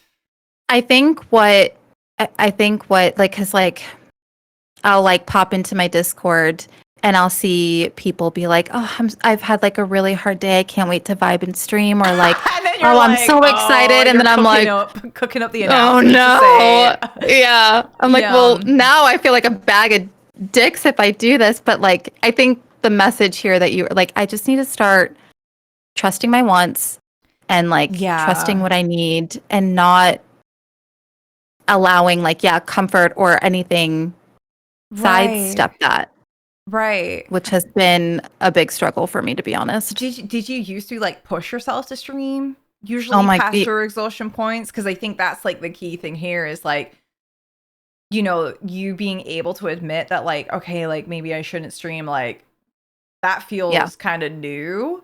yeah, And like I bet there's been so many times where like I call it like like squeezing blood from a stone, like you're forcing and pushing yourself.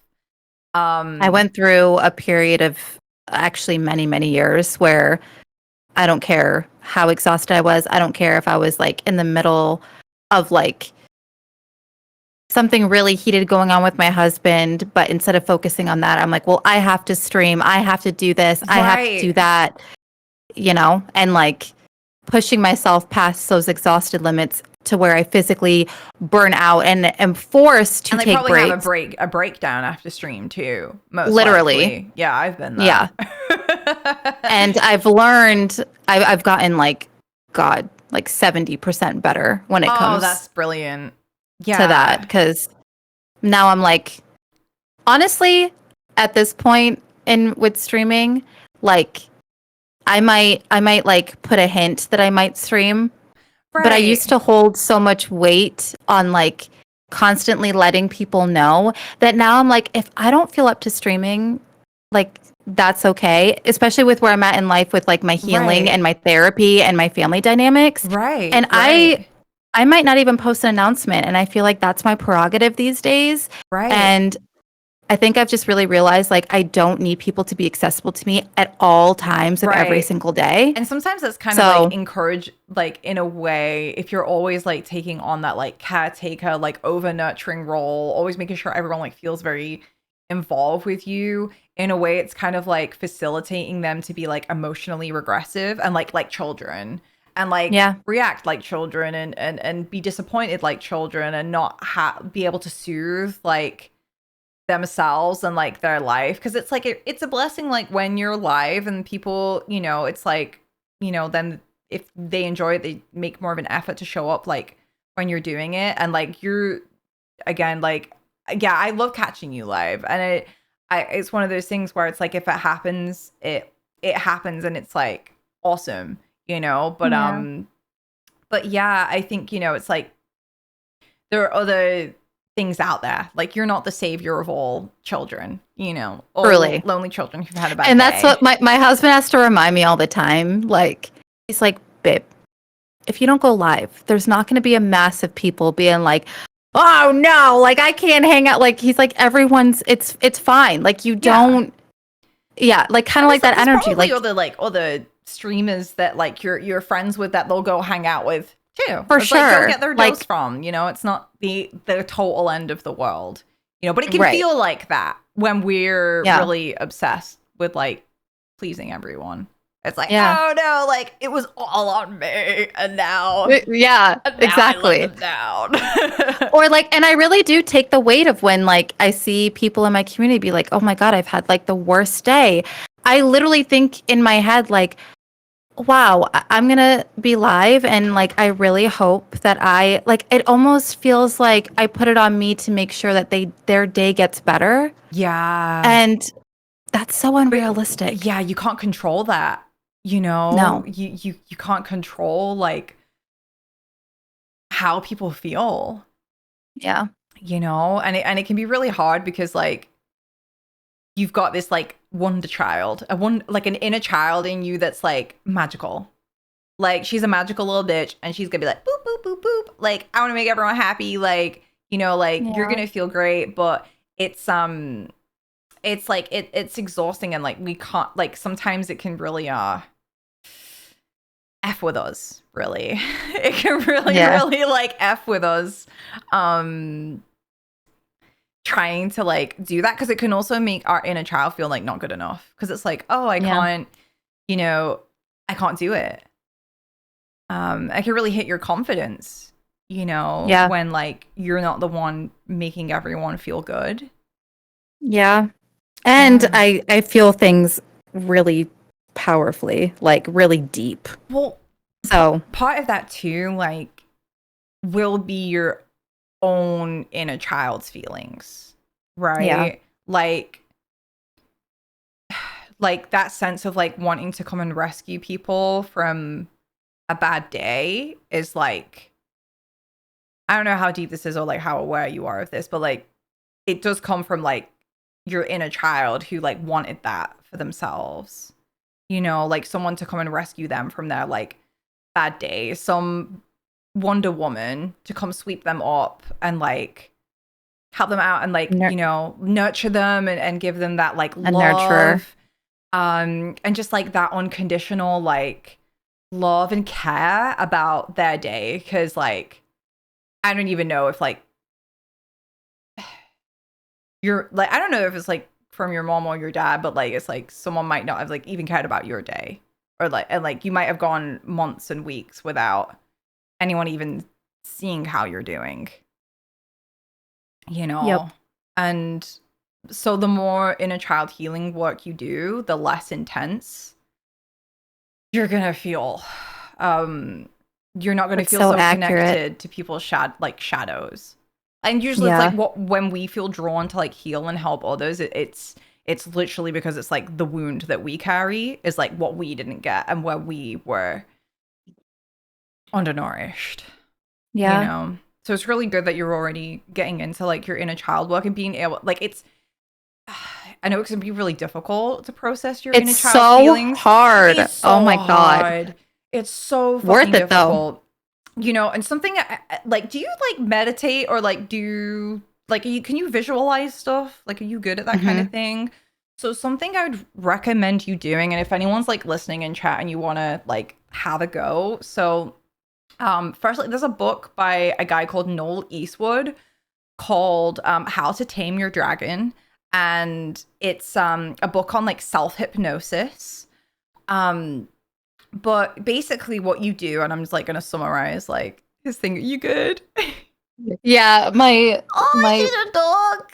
Hey, and dog. he like took the dog bed and like completely he like folded it in a way that like his little like he's just the cutest. Oh my God, you the baby. Okay, sorry, go ahead. No, it's fine. You're so fine. It's so adorable. Basically like an outline is like, so you meditate, or like you try and get yourself in like a relaxed state. You do like breathing exercises and then like go through like, imagine there's like a light switch on your head, your throat, your chest, your legs and your feet. And like, imagine like switching it off and just go off, off, off, off, off. And like keep doing that like a few times. And like as you breathe and you do this like lay down, don't do this like while you're driving. Just do it when you have like space. And then you can just say like relax, like go deeper, relax, go deeper, relax more, go deeper. And like imagine like these lights thing. It just helps your body relax. And then you can so your inner child wants like a support system and like I would say like a cheerleading squad and like a nurturer. So imagine like a castle like with walls and bricks and like a way that you like, ivy climbing up the walls, like a big wooden door, and invite the inner child in you that like never got checked on, never got asked how its day was, and the inner child that needs nurturing, and like bring it into this castle and then start like spawning in. It's like you can like ask for like supportive energies to come in, so you can like spawn in like nannies and maids and like knights that like patrol the castle. Lucy, you know what's so funny? What? Is I have literally been doing this. No way. Okay. Wait, did Like your therapist me and my teach you this? therapist. Right, Yeah. that's really interesting because no, so this is like it's like I think it's like yeah, it's like hypnosis like therapy. It's called I'm doing it in therapy. It's called a my gosh. I forgot the name of it or like the acronym for it. But like what you do is like you close your eyes. You have to obviously be like in a very safe space. Yeah. And you can do like anything, like you can like pat your legs or like go like this or like anything that kind of like helps you. Is it EFT? Are you like doing EFT tapping? I think so. Okay. And then I'll visualize. So what I did, which is the same energy that you just did, is I visualized adult me or like Danny me. Oh, is it in EMDR? EMDR, thank you. Right. That's what it is. Okay. That's interesting. Continue, sorry. And I was in this like giant field of just like beautiful white flowers, like woodsy. I invited my inner child in. Right. And then with that, I invited this like badass like sorceress bitch. Like a little protector. To like protect and like all these like versions of me to kind of like be around little me. Yeah. And like come and help my inner child and like be there. And there's like, that's so funny. That's so like, I would recommend like, giving them a place to live that's always oh my god, safe. my right ear just started ringing really. Yeah, because I mean, I'm gonna be on like my inner child like would be like, okay, like a field with flowers is like really cute, but like what happens when you leave? And like now they're like in a field, like like stuff like. Well, I imagined someone like grabbing my inner child and like guiding them like towards like a light. Or like somewhere safe. Yeah. Okay. So I go back into that meditation and like imagine like a castle or like again something that symbolizes like security. 4 walls. Yeah. So like castles, like I did like this really huge castle with like a moat around it with like forests all around. It's like in the middle of fucking nowhere, and no one can get in. Right. Yeah. And like call in like knights and soldiers that like stand around the perimeter and start feeling hot? Like, are they hot? Yeah. Were they good looking? Were they good looking? I don't know. Were they hot? No, I don't. They didn't have faces. I imagine now. I imagine. Well, I imagine faces like to who I'm. Like I create like a whole character.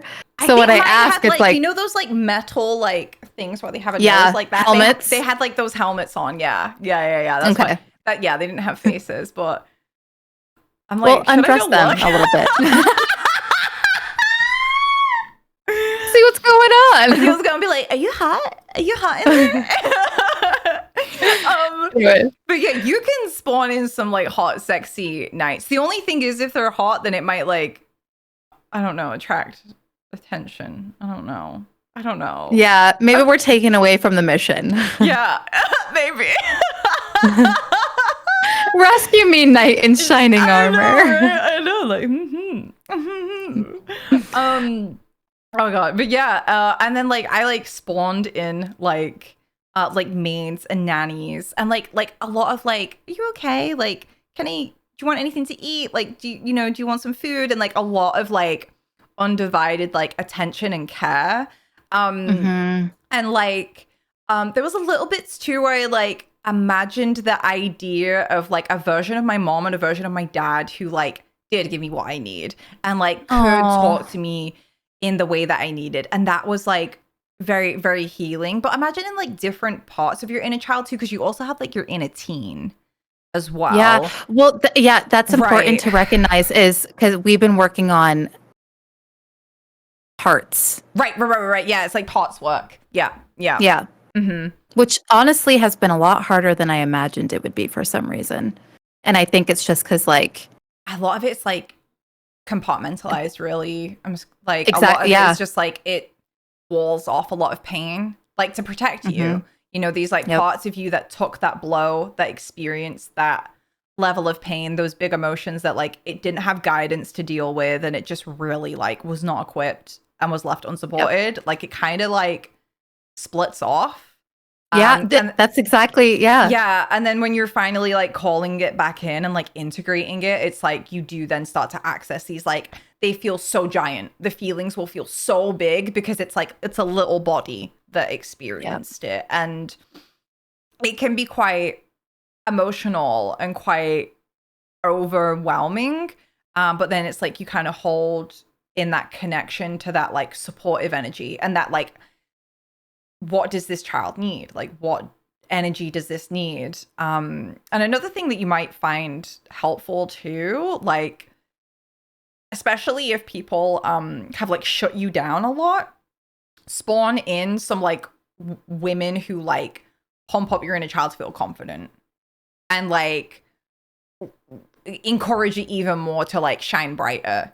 And maybe as well, like, I had this one where it's like I imagine like a really big tree in like the garden of this castle, and I hollowed it out and I like turned it into like, you know, those like AI generated like cool rooms that like don't really exist. It was kind of like that, and it had like a hammock inside.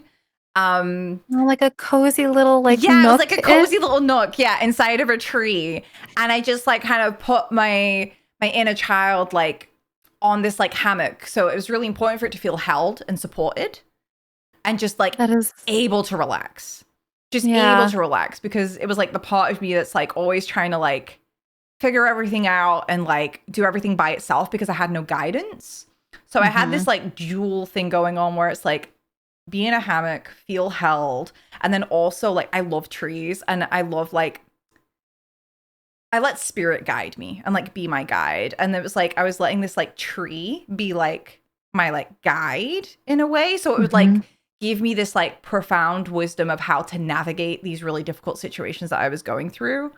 So it's like my little reset area.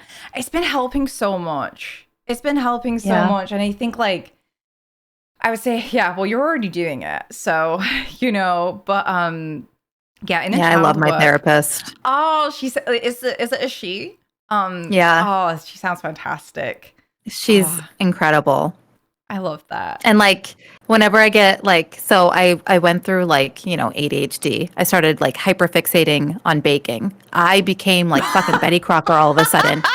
I was making the most intricate, complicated cookies, and I would bring them into her with such like look what I made. It can be so healing too, though, because if she's a woman as well, and then if she's like uplifting you and like feeding you that support, like appreciating your gifts and things like that, like your therapist relationship with you can literally heal so much of like your relational stuff that you didn't get. Yeah. Also, it's I love her so good. much. Yeah, she's the best. Hmm. All right. Okay. What else is in this birth chart? I'm curious.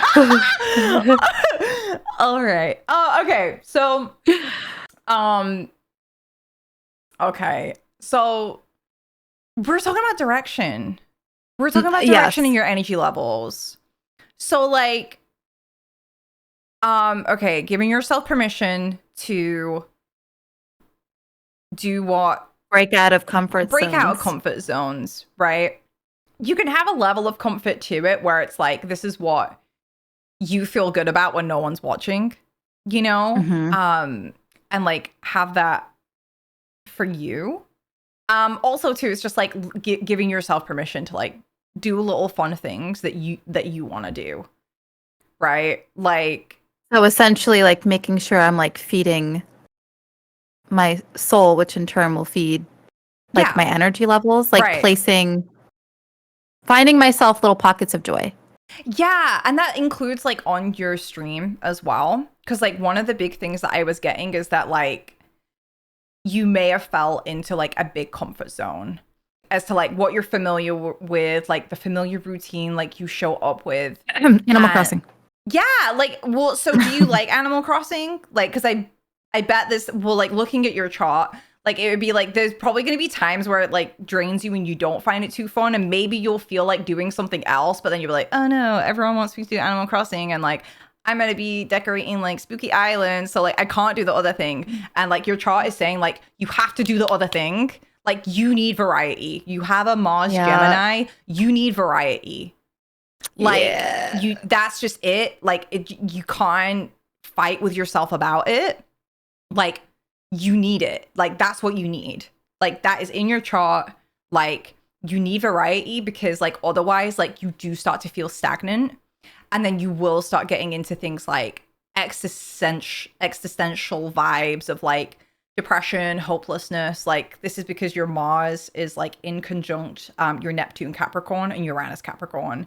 So like you will feel like if you do it too long where you keep, you know, doing what you think you're supposed to do rather than like the exploring like the different thing that you want to dip your toe in, right? Because it doesn't mean you're never going to stream Animal Crossing ever again.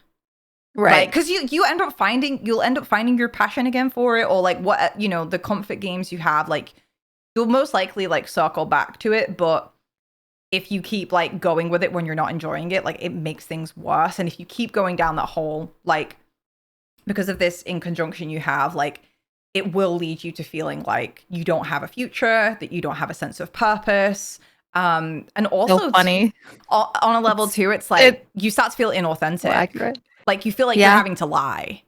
And that's really draining for your spirit, is to feel like you're being inauthentic. And it can be hard though for you to like come out and say that, because it's like you don't want to make people feel guilty, or like it feels like it's hard for any, like, because no one's telling you that, okay, you have to do like Animal Crossing, but it's just like this sense of guilt that you have. But I think it's like knowing that like it's actually very healing for everybody else and yourself when you give yourself that permission. Because there's so many people in this world that like fall into the same patterns. It just looks different. Like for you, it might look like, you know, having to do Animal Crossing, but for other people, it's like having to stay in the same relationship, or having to stay in the same job, or like always doing the same things to like hang out with their friends. Like it just gives them permission to be more authentic and to like live their truth. And that's so healing. And there's no like supposed to's, like giving yourself a break from like supposed to's. And like, you know, on a level, like we all sometimes have supposed to's that we have to do in order to like live as a human, to like have an income and like keep our shit like afloat. But like, you know, and you'll go back to that. You'll go back to your responsibilities. You're not crazy. Like, you know, you'll always like keep things in good check, but it's just important for you to have a bit of like Pixie, please. Wait, why? What? Because make Tom take care of the island for once. Yeah. Yeah. It's so Yeah. true. So true, Slider. Yeah. Oh my gosh. Well, yeah, so that was like the first thing. Secondly, too, so like you have this like North Node Aquarius in your 10th house. So like firstly, I do think like, and you also I did your lots, but I don't have it to show on screen. But you basically have like a pot of fortune in your 10th house in oh no, it was in your 11th house. Basically, it was like your desk. Like it was like, dude, you're really good at streaming. Like you're really good at like creating like a safe community space. And Spirit was kind of saying like this is like what you're good at. So like don't overcomplicate it and like just continue to be the boss of it as well. Especially with your North Node Aquarius 10th house is like you do have to remember like you're the leader. Like Yeah. we fall into the inner child when we're like waiting for the people to give us permission to do things. And like sometimes you're like, you have to remember, like, I am the one in charge. And like, it's really good for you to take responsibility of it, you know, and it's like really grounding as well. But there's also levels of like with the Aquarius sign, it's like not being scared of rejection. Like your people will find you. The more that you are putting your like self out there, your real self, your quirky self, your people who like vibe with that will find you. Yeah. And it's like not being scared of rejection, I think is like the big thing, but we kind of spoke about that. It's like you're here now to make your own community. Like you're here now to create your own sense of community that has your own rules. And that's also like progressive in a sense too. And when I say like progressive, I don't mean like, I mean like being progressive in a way of like, we can have disagreements and that's fine, you know? And like, we don't have to like agree and see eye to eye with everything, but like, you know, you respect me and I respect you, then we're cool.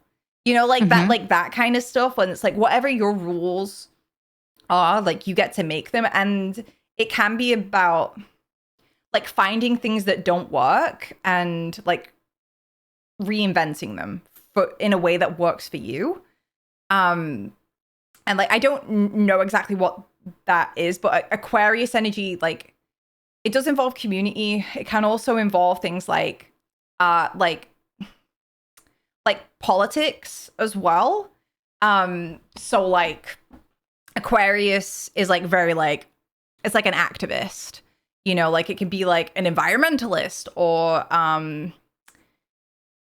you know, like think about how like in modern like social media, like there's like the LGBT community, like there's like things like that where like it brings like people together. But you can make like your own weird little group and like you're the leader of that, and it's all about your own like ideals as well. Yeah. And it's like what counts for you. Yeah. What does that make you think of? I think, I don't know. And honestly, for some reason, it made me feel a little sad because I just feel like I lack, like the confidence, even though there's no reason why I should lack it, you know? Like I'm really hard on myself constantly. I think you've just not exposed yourself enough. That like in your chart, like that's what it would be. It's just like, because you're a home body, like you're just generally going to be more sensitive to things. Yeah. And like you have a softer skin than like maybe sometimes like what you feel like it takes to go out there. But you have like your South Node is in your 4th house. Like you've already lived your lives as like, you know, sensitive. Like your soul wants you to go out and like expose yourself. And as you expose yourself, like you will develop the skin that it takes and like the confidence like in yourself. Like it's not going to come from hiding. Right. Like your confidence will not come from hiding. Like I wonder if it's like a bit of a trap for you where it's like, okay, well, I'll just hide and I'll just like work on myself and I'll just like talk I call it myself up. cocooning. Right, right. It's like you're cocooning. And then like the thing is though, if you cocoon and then you go like, right, I've developed now this like personality now to like push me into, you know, and whether that's like adopting like boss bitch energy, when you're finally out there and like on show, like that's when things get real. Like Yeah. a boss bitch persona can't always survive like the reality of things when it might not be the reality of who you are, if that makes sense. But you'll learn how to, by just exposing yourself to it, like you grow and like you do develop and you will adapt and you'll learn more about like how you authentically handle those situations, and like you will develop the skin. And like there is that separation again where it's like you can still heal your inner child and you can still nurture those sensitivities that you have, and then it's like you're not and you've still got like almost like exposure therapy in a way, because I think that's kind of what you need is like exposure therapy. Because I think I wouldn't be surprised if part of like there's like a woundedness of like waiting to feel confident enough to like be yourself, and like waiting to like love yourself enough, or waiting for enough approval or enough validation to finally like show up. And it's almost like ironic that like the approval and the love and the self-love that you're like looking for is gonna come from when you're like exposing yourself and like doing that exposure therapy. Because when you're in this cocoon phase too, like you doubt your ability to handle things.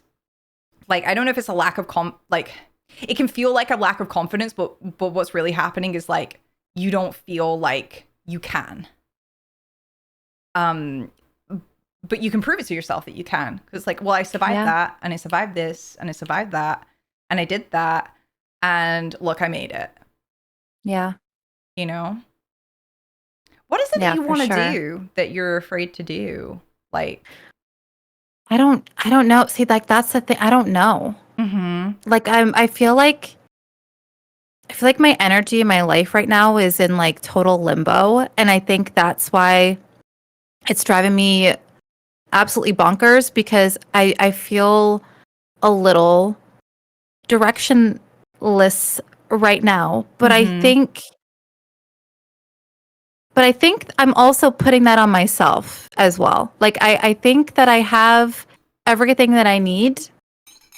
Well, you're kind of going through a rejig right now. Of like we spoke about this, didn't we? On your I'm all reading over on the place. stream, where it's like, you know, because if you're going through all this inner child rehashing stuff, like you're revamping like what you care about. And like usually it's like what you care about is what leads your direction. And I think you're kind of like going through, you're kind of like renovating, you know, your foundations right now. Mm-hmm. You're renovating your foundations, and it's like it's hard to kind of find your direction like when you're in the midst of like sorting out everything that's preventing you from just but like a general sense of self-love.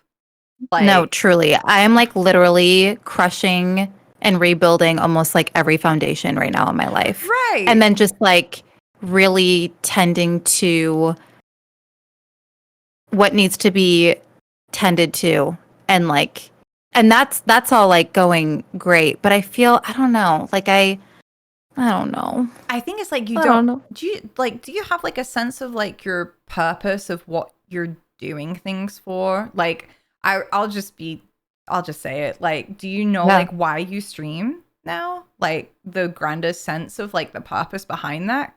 Or does it feel like sometimes you're just doing it and you're like, I'll just wait to feel why I'm doing it? I mean,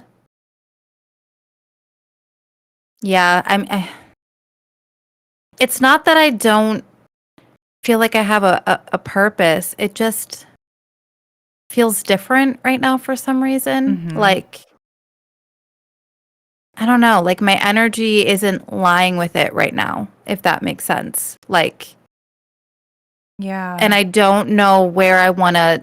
I don't, because I don't want to stop it. I love streaming. It's like Right. Yeah, my I was gonna favorite thing in say, the like, world. yeah, streaming like is like feels good for you. I think it's like maybe you're going through a period of time where like you you're learning to like trust yourself. And I think you're also learning how to look at the truth of things properly. Yeah. I almost like want to ask like if you could like, you know, not stream what you think you're supposed to. So like Animal Crossing Island, like what would you want to do? Like, Well, lately I've been playing a lot. Like I've been diving into my fear of playing a new game is the fear of not growing if I switch things up. but you will grow. Like that's how you get exposed to different communities. But right? like at the same time, a lot of people will stop showing up. And I think that really ends up like hurting my I guess like my ego a little bit, or like, so I think lately like I've been in a child that's like, well, I'll just like show up for you and I'll show up for you. And like maybe sometimes like when people don't show up back, it is gonna hurt because like which is ridiculous because people can go wherever the hell they want, you know? And I that's know that, but adult like brain, but like wounded in a child, you know, like we're talking like the mechanisms like of an inner child. So like it doesn't really make much sense. Like we can be like, you need to be mature and like this is how the world works, you know, and it's like, well, actually, you know, sometimes at times like you have given a lot of your heart to people, and when you are vulnerable and you're starting to do something new and different, you want the people that you love and that you've given to show up and support you back. Like that is basic reciprocation. But I wonder if you're ashamed of like letting people know that like you need that extra bit of love back. oh, I would never. Okay, so I think that might like you could be honest about that and say like, guys, like I'm gonna be playing this new game. Like I'm nervous, and I'd really appreciate like that little bit extra right now. You know, You don't. Yeah. I think guess it's I could do completely that. reasonable. And I don't. Can I put that to the chat? Like, I think that's a reasonable ask. Because the people who also really feel care like- about you they're like, yeah, no fucking problem. Of course. I think also there's like so I mean I've had like really deep and hard fallouts, and I feel like a lot of like the fallout of the individuals was ingrained so much in my spaces and in Twitch that now I feel like Twitch has just felt different for me. Do you feel like an outcast? Like you're not allowed to be in different places, and like you have to be careful about where you're showing up, and like you're 100%. And then like also I just feel like have you been wanting to hide? Like a little bit? Like you will hang out with your community, but like you kind of want to hide. Like but then at the same time you kind of want to grow, so it's like it's really hard to have that. Yeah.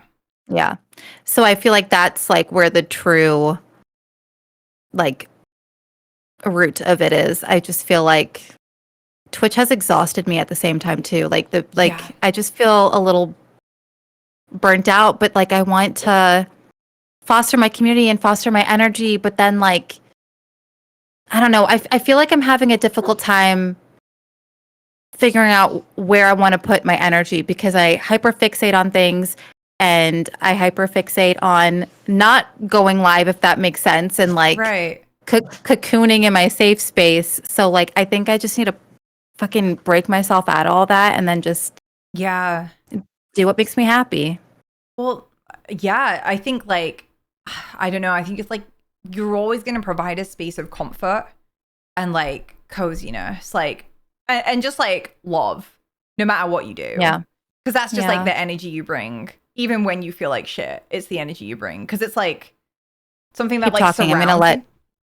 Yeah. Keep going. I'm gonna let my dog out of this room, but keep going. Okay.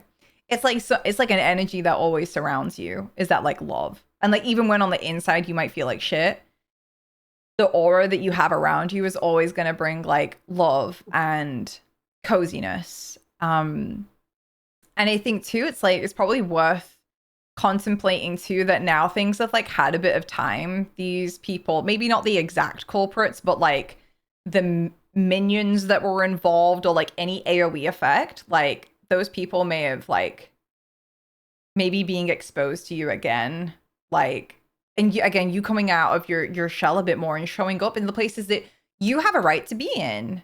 Like, you have a right to be in different categories. You have a right to do these things and be around these things. And like, I've been there too, where I've been like kind of out at like the tarot community. I don't really want to make this about myself, but I had like a really bad run-in with, so I used to only stream in the tarot category. The tarot category, like, people didn't even know it was a fucking category until like I was like regularly streaming in there. And I used to run a stream team for tarot readers and spiritual people. And I used to just try and be this like very caring, like trying to help everybody. And it just got me in so much shit. Like, I had a lot of people like have fallouts with me for like, I would say like no reason. Like, it was very like nonsensical. Like, and I ended up getting like outcasted from a lot of places. Like, there was sometimes like streamers I would like come and turn up to their stream to like support them and be like, oh, this is a new tarot reader. Like, they seem really cool. Oh, I'm banned from their chat. Like, oh, right. Like, we've never had a conversation. So it's like, you know, it's like things like that where it's like, petty, okay. petty. Yeah, like petty things where it's like people like just shit stirring. And, you know, a lot of the time it came from people who like I'd set like boundaries with, you know, like I had an old mod that behind the scenes was like basically asking people for money or guilt tripping them into like giving them money. And I've been there with someone in my community as well. Right. And it's insane. And like, I had no idea about it. And, you know, I find out when like a bunch of people leave because they're like, oh, like, Lucy, you have this mod who does this. I'm like, dude, I had no idea. Like, that's awful. Can we resolve this? You know? And like, I had like a big chunk of my community leave because of the drama that she did. And like, I just didn't know about. And like, there was a lot of expectations on like me to like solve those things, which I totally understand, but like, it's just I didn't know. I just really did not know that was happening.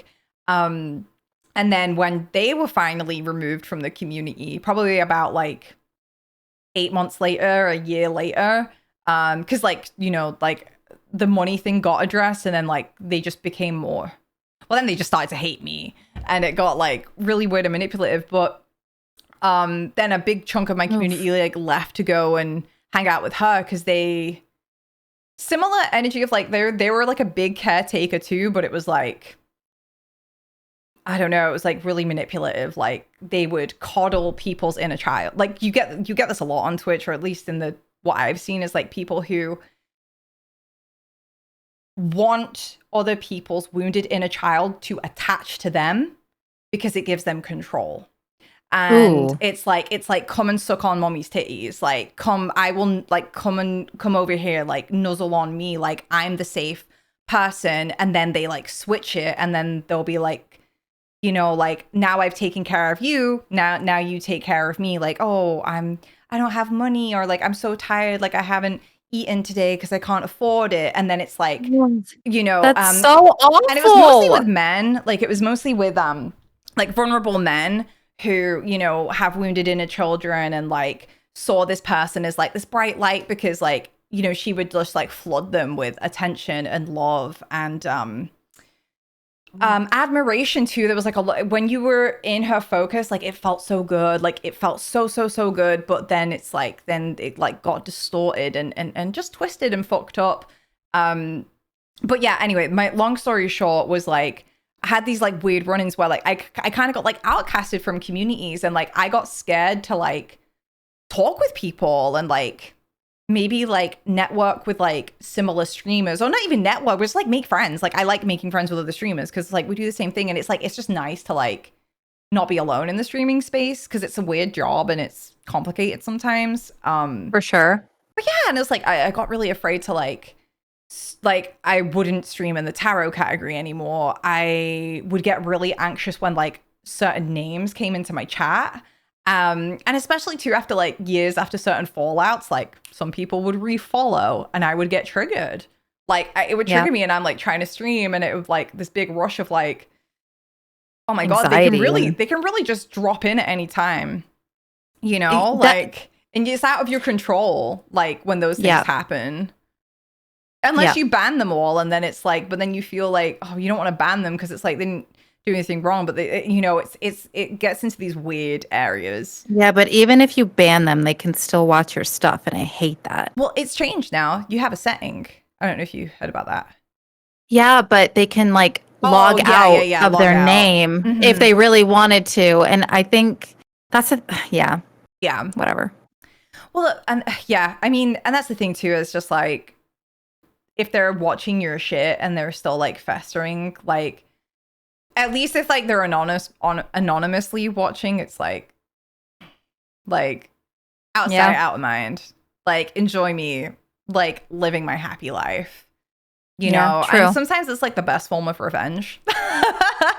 Honestly, is to live happily and to like. I think I just wish I could like. I love Pixie just said that too. I'm like, let them watch the best revenge as being happy. We're all like, we're just there. Like, I just want to like everybody be able to like detach. I don't know. Like I just whatever. Like I just wish I could like. Why do you feel like you have such a hard time like detaching from?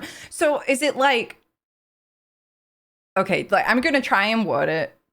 So like, is it hard to detach from this idea that like you poured so much into certain people, you really did almost like the opposite of what they're trying to paint you as, and like there is this like sense of like whispers and like whispers that like put you down and like talk, and like that's why you want to shield, like go in and like protect yourself, and like you're struggling to just like break out of that. Break out of that. Yeah. Is that like it in a nutshell? Yes. And you feel like you're attached. I just feel like you're attached to the whispering. I just like, I think, I don't know. I'm going to shuffle some cards, bitch.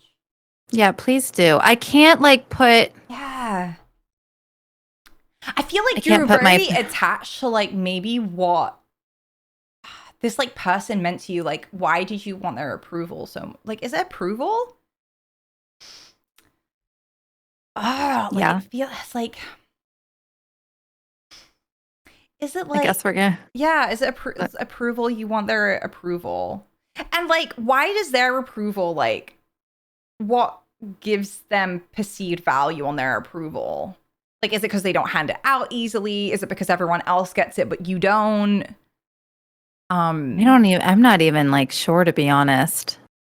Okay, well we can go there. Like, how do they hand out their approval? Like, are they picky with it? Do they hand it out really? Right. So that'll be part of it, is the fact that it's like behind a wall. So you're going to be like, I want that. Because like, yeah, it's like, okay, well, that approval is harder to get. Like if people, and this is like the curse of a people pleaser sometimes, like we know it firsthand, like when we hand out our approval really easily, like it's not valuable anymore. Just like money. Like if we print loads of money, like the value of money goes down. If we're handing out our approval all the time, like, you know, it's just like that. So when someone barely gives out their approval, then it becomes like a valuable asset that we get like drawn into, and it, because your south node is square your sun and Mercury, it's like you're going to be drawn into it because it's going to play out childhood stuff with wanting approval. Yeah. Was your mom like approving of you? My mom was, I mean, bless her. We have a good relationship, but she was very hard to please.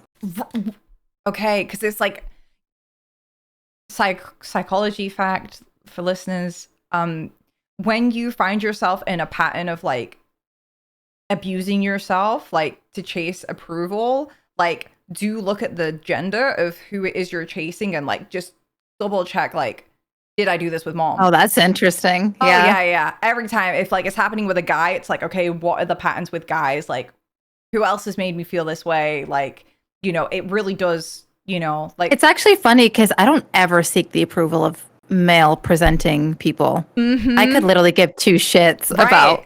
Right. Because usually they're like, low, I know it's like low maintenance, but it's like easy to please. Like, you know, they're just chill, you know, they're happy. They're content, you know? And yeah, I think the people that you're stuck on is like people who are very like, I can't do it. It's like very like prickly and like, well, right. Okay.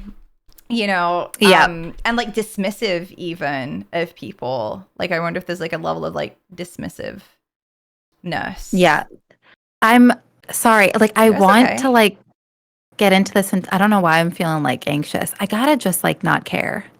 Well, it's okay. We can talk about that. Like, so you want to get into it, but are you afraid that they're watching? Is that what's going on? Yeah. Fuck you. I'm kidding. What, like, okay, like, Danny is enough. If y'all want to sort it out, you can sort it out. She's a cool person, and like, she's not chatting shit about you. I am. Okay? And I'm just talking on astrology. Like, I don't even know who you are. But like, the thing is too, is like, if you I don't know, like, this whole dynamic that's played out is just inner child stuff. And like, it's not even about the people who've enacted it. It's just similar demons. No, you know, for sure. Do similar dances. And this could happen with any person. So like, when we're talking about this, like, the focus is healing. And I don't mean to like criticize or like, we're not trying to make anybody feel bad or like anyone's the villain. Because the thing is too, like, somebody who is really reluctant and guarded about the approval that they give out, they have learned to be like picky and defensive. So they probably didn't really learn too much about things being enough. You know, like, it's almost like nothing was ever good enough to them, and it's like they always like kind of go hungry, you know, and they'll have their own addiction cycle to it, where like nothing is ever good enough for them. Like, they can never feel the roots and safety and like grow into a relationship and actually attach to people properly, you know, because nothing's good enough. Like, it's always a game. And this is just like psychological dynamics, like, that we're kind of labeling and helping you pass through. It really does not matter, like, the face and the person, like, that's into it. And we're just talking about like how you felt and what things is brought up to you, because this is the thing as well. Like, all of this kind of happens because like you have a wound in you that like seeks approval of people who withhold it, right? I don't think it's their intention to go and like fuck you over, right? I don't think this is their mindset of like, oh, Danny has this really like this weakness, so like I'm gonna like hurt her. No, right. It's just unfortunate. Sometimes we like reenact certain pain so that we can heal it. It like makes us confront it. And I think it was just one of those circumstances, because like also too, I'm sure like once you're both healed from this kind of stuff too, like you won't feel so much pain around it, you know? And like, because I'm sure as well there was good times within that relationship too, you know, but if this pain like haunts you, like, my goal is to kind of start looking at the root of it, which won't actually be much about them. Right. It's more about how certain things like made you feel. Yeah. Okay. But, you know, and if if they are watching, like, if you want a sesh with me, you can do !4. And like we can help you too, babe. Like we do Yeah, not discriminate. Go on Lucy's coffee. Kofi? Yeah, Coffee? Kofi. Or you can come on the Heartfelt Hangout, and yeah, you can get some help too. Is that mean? I don't know. I feel like I'm being mean, but it's like No, it just, that's not mean. you know, yeah, no, I'm extending a generous offer. If anyone, That's very worth generous. plugging, if anyone is interested in coming and being a guest on the Heartfelt Hangout, feel free to fill out that Google form. I also do live readings that you can purchase on Ko-fi. If you don't want to be on cam and you don't want a whole thing about it, you know, we can just chill and chat. That's kind of like my main thing that I do on stream, is like I do readings for people. And yeah. So you wanted this person's approval, they withheld it from you. Got you into an addictive cycle. I think that's the attachment, is that like it's just her around all of that. And maybe do you feel stupid? Like, do you judge yourself for being so? I mean, I was like obsessed with her approval, but I also, yeah, I mean, a part of me feels stupid because I feel like there was so many signs of unhealthy attachment that's okay. on Like, both parties. You know what I mean? yeah. I mean that happens. Like, do you forgive yourself for like I kind of unhealthy- wish that I could go back in time and erase it all, to be honest. Like, I kind of wish our paths never crossed. It's very extreme. It's true. It's true though. It's very Like extreme, I really wish I could like Eternal Sunshine, the Spotless Mind. That's such a good movie. Yeah. But then they re-meet and go through yeah. what they need to go through to heal and address their patterns. So, Well, God damn it. it's such a good, yeah. Yeah. Well, that's one of the things I actually wrote down here. Oh, that's a bit of a. Okay, let me find it. Where is it? Sometimes you'll want things to be straightforward. And when you overlook like the grander vision of things, like your spiritual growth or the expansion of your own sense of truth, you can feel like you're being punished by the universe, and like unconditional love or dreams are being withheld from you. It's important to heal your psyche, and like you have to continually like reconnect to the idea that like this is kind of like there's a spiritual purpose to this. Like grander cycles that are being healed, because it's like it's really easy to be like, when you look at it straightforward, like, oh, they sucked, I should have seen this, I should have seen that, like fuck them. It's like I don't view it that way at all, to be honest. Okay. Like it's not the main reason why I say I wish, I mean, I know that it all had to happen for a reason. I know in my gut it was a karmic thing. I know. But I feel like, I think what I'm so annoyed about is how much energy I gave for so many fucking years to now be painted as the piece of shit. And I think that's what burns me even more. It must be so difficult though to paint you as a piece of shit. Like even just looking at your chart though. Like, no, I know, but yeah. Like anyone that person has painted you like a piece of shit to, like it cannot stick because it's not true.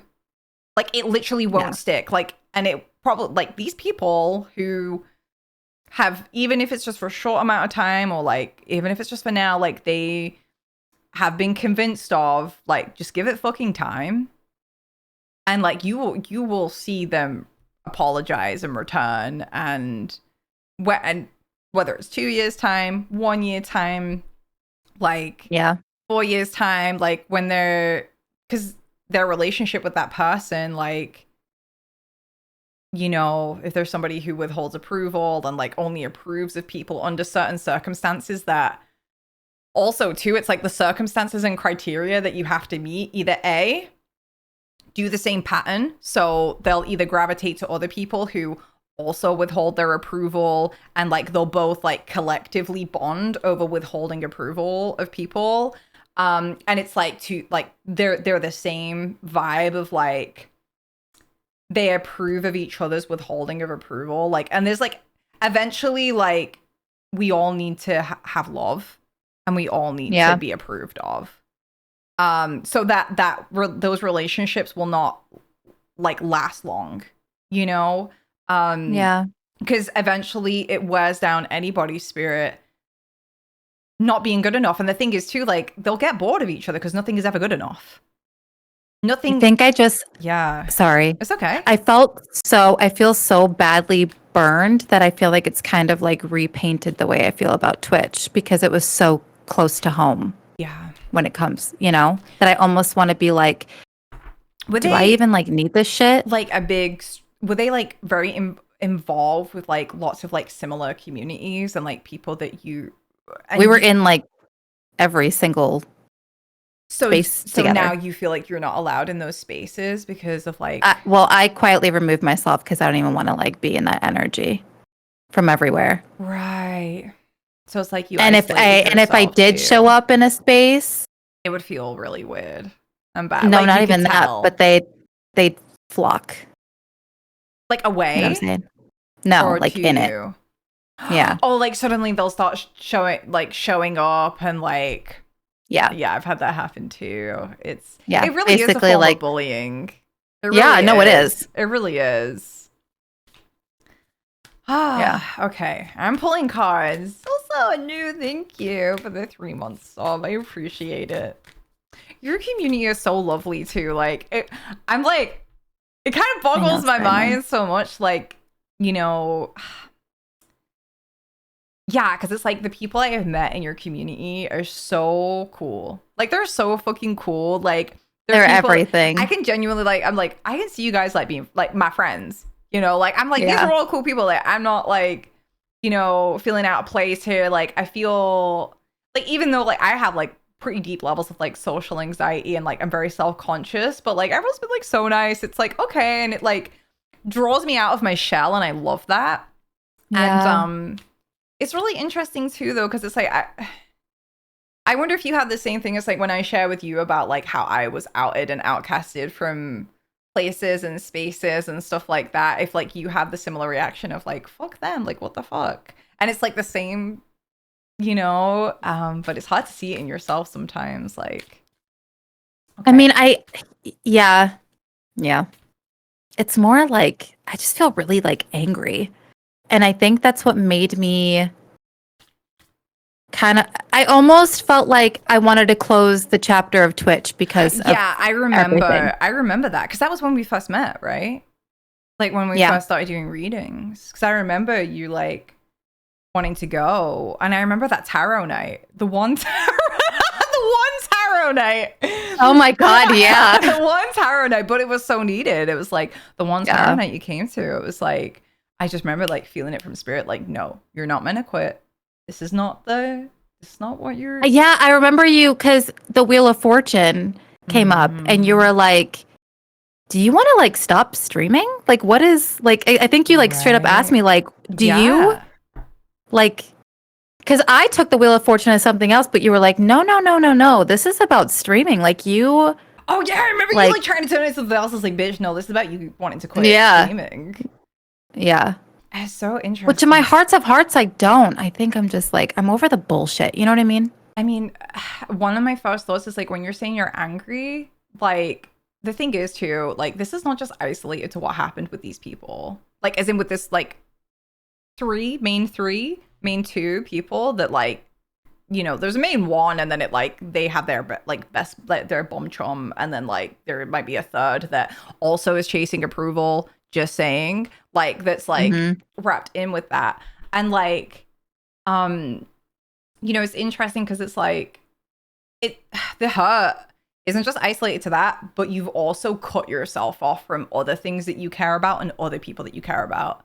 Because the thing is too, like, you have shut yourself off from maybe other streamers that like do love you and other communities that do love you. And as you isolate, you kind of like let their narrative kind of run wild, because now like, oh no, Danny's unfollowed me and like quietly removed, she's left the Discord, she's done this, and it's like it makes it more appetizing for them to feed into this other stuff. And it's like, I think that would be part of the hurt too, is not just because of like these three core and like maybe a few things that people who got call it Chinese whispers, where it's like, you know, like things get spread and like passed around. But also too, I think you severed things too, like, and I think that might be what hurt you too, that maybe you haven't fully come to terms with yet, is that like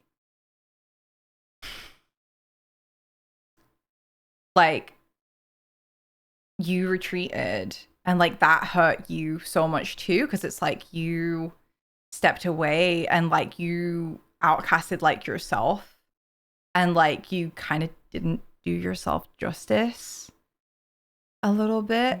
And I get it though too, because like at the time you were so exhausted.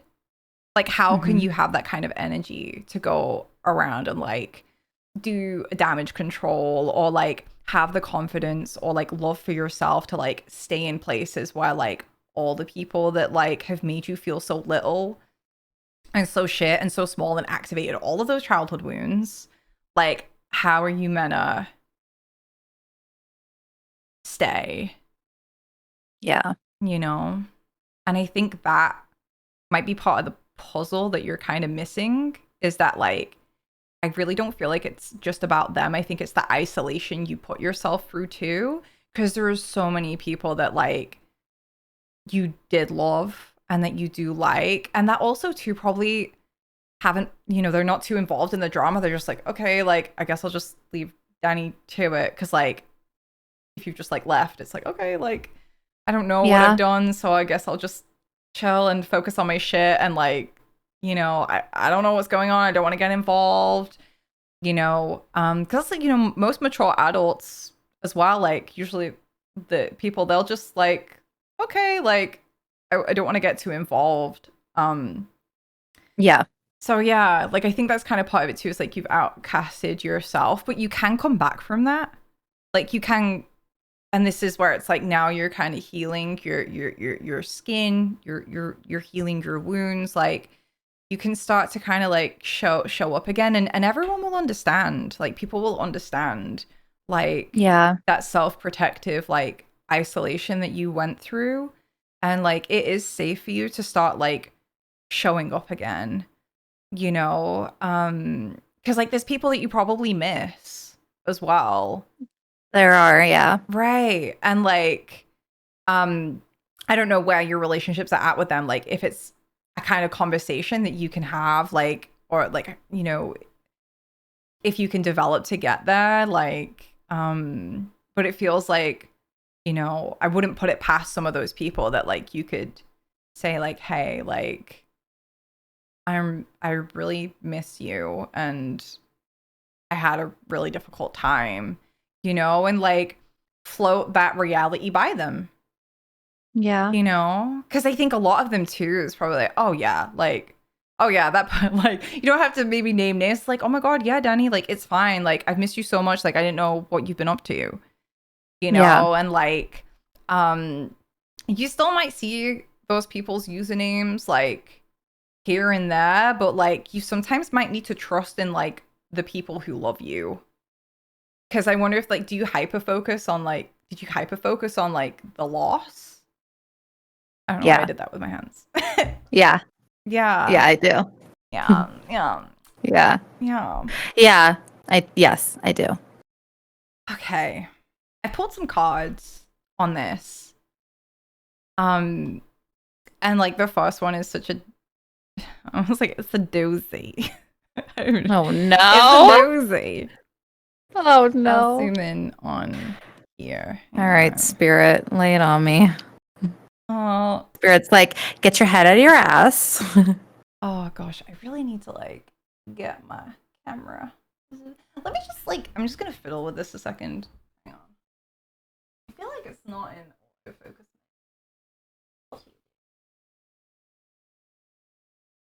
You have a button. Oh man. Yeah, it has like self love on it. I'm just like, it's not letting me autofocus though. Is this gonna ruin it? Are those jeans from Disturbia? They are from Disturbia. I knew it. Oh, hang on, I'm weird. I can pick out Disturbia from a mile away. Oh gosh, hold on. Just this. I know, Wiki. I love it. Autofocus. Yay, it does. Okay, cool. Yeah, these are fit check. There we go. Yay. Let's go. Hang on, let me I've been eyeing those jeans so aggressively. Are amazing. Like they fit so well. They're so comfortable. So cute. They're very comfortable. Thank you, Zai. Zai got me these for my birthday. Oh, Simon. And there's the jacket that matches. Have you seen the jacket that matches? Yes. It's insane. It's on my, I think I did have it on my wish list, but then I felt bad because it was so expensive that I took it off. It's very worth it though. It's very worth it though. And birthday, when is your birthday? You know, Santa might come visit you on your birthday. It's like, I love these jeans so much. Anyway, I wish Santa would visit me every day. Oh, well, you have this card. Now I can show it you. You have, so this was like the first thing that came out was self-worth, self-love, self-value, and self-respect.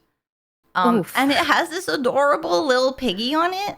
It's like the cutest little guy. And that just gives me like vibes of like inner child and like how sweet and how loving your inner child is. And it's like these, you're like building your foundations for those things.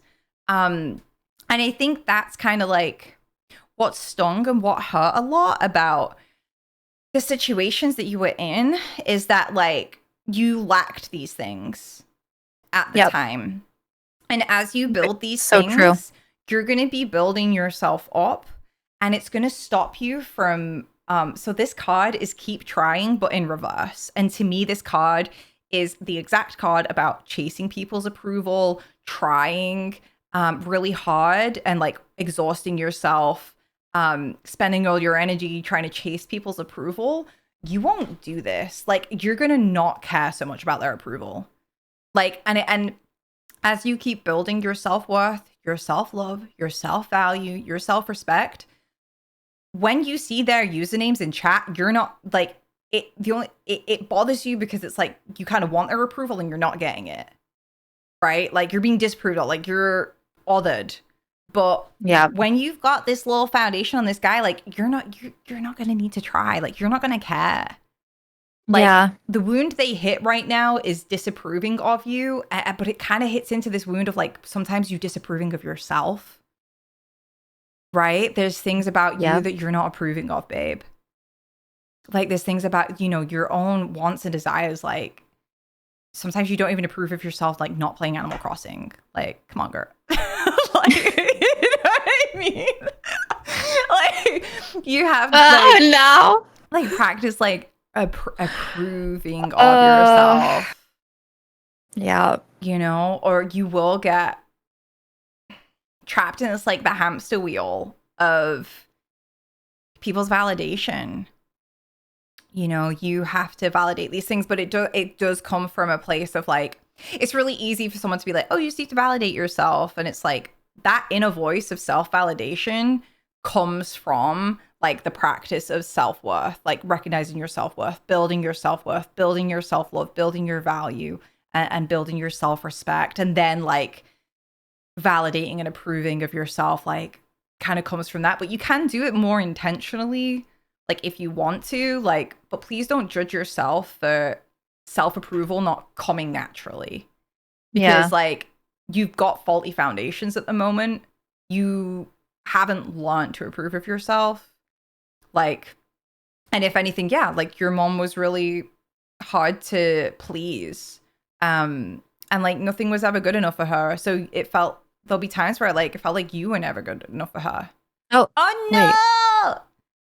One moment, my cameras had an overheating moment. We'll call a small break if you want while I just like sort this out, Okay. and then we can pick this back up if you want to like refill your drink. Okay. And chill. But guys, we'll be back in a second once I sorted out my technical issues. Okay, I'll see you in a sec. Okay, well, we'll go back, but we'll continue. So you feel like you gaslight yourself out of feeling and like admitting that you were betrayed and like felt betrayed. Yeah. And I do that with a lot of betrayals, to be honest. Yeah, I was going to say, so like, let's go deep. Like, did you have a lot of betrayal like when you were a kid? Like, did one of your parents like betray you regularly, but you couldn't afford to like, well, I bet oh God, okay, I'm gonna go there. Like your mom betrayed you a lot by like not protecting you from like your dad's anger. Like your mom betrayed you a lot by like not sticking up for you and like not taking care of you. Like when your dad was like a bit of an ass. So it's probably gonna stem from that. Like, so then there's the big thing too is like people not sticking up for you is gonna be huge. Like, and I think it's one of those things where it's like you can't afford to let their betrayal sink in, because then it's like if your mom was the one you could go to and rely on because you couldn't go to dad, it's like, okay, well, I'll accept betrayal as part of the package and I won't let myself feel the real hurt of it because then I won't have anybody. So then when these people betrayed you, it made you feel like you didn't have anybody. Even though it wasn't true, but it like took you right back there. Yeah. Shit. Yeah. Shit. So, okay. So you're allowed to feel betrayed because you're not a kid anymore, and these people aren't your mom, and like you have connections beyond them.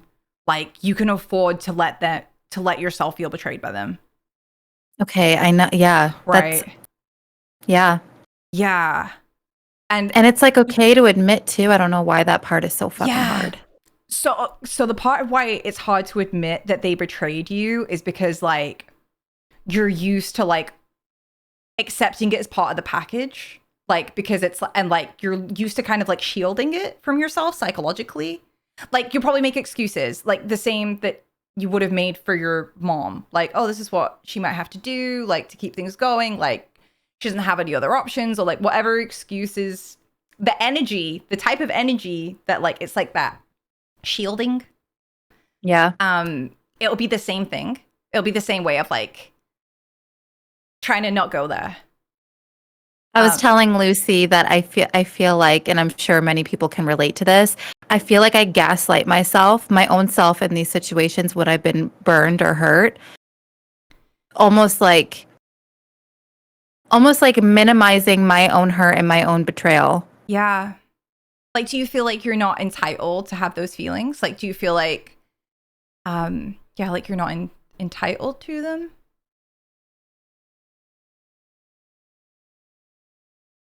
I guess, yeah.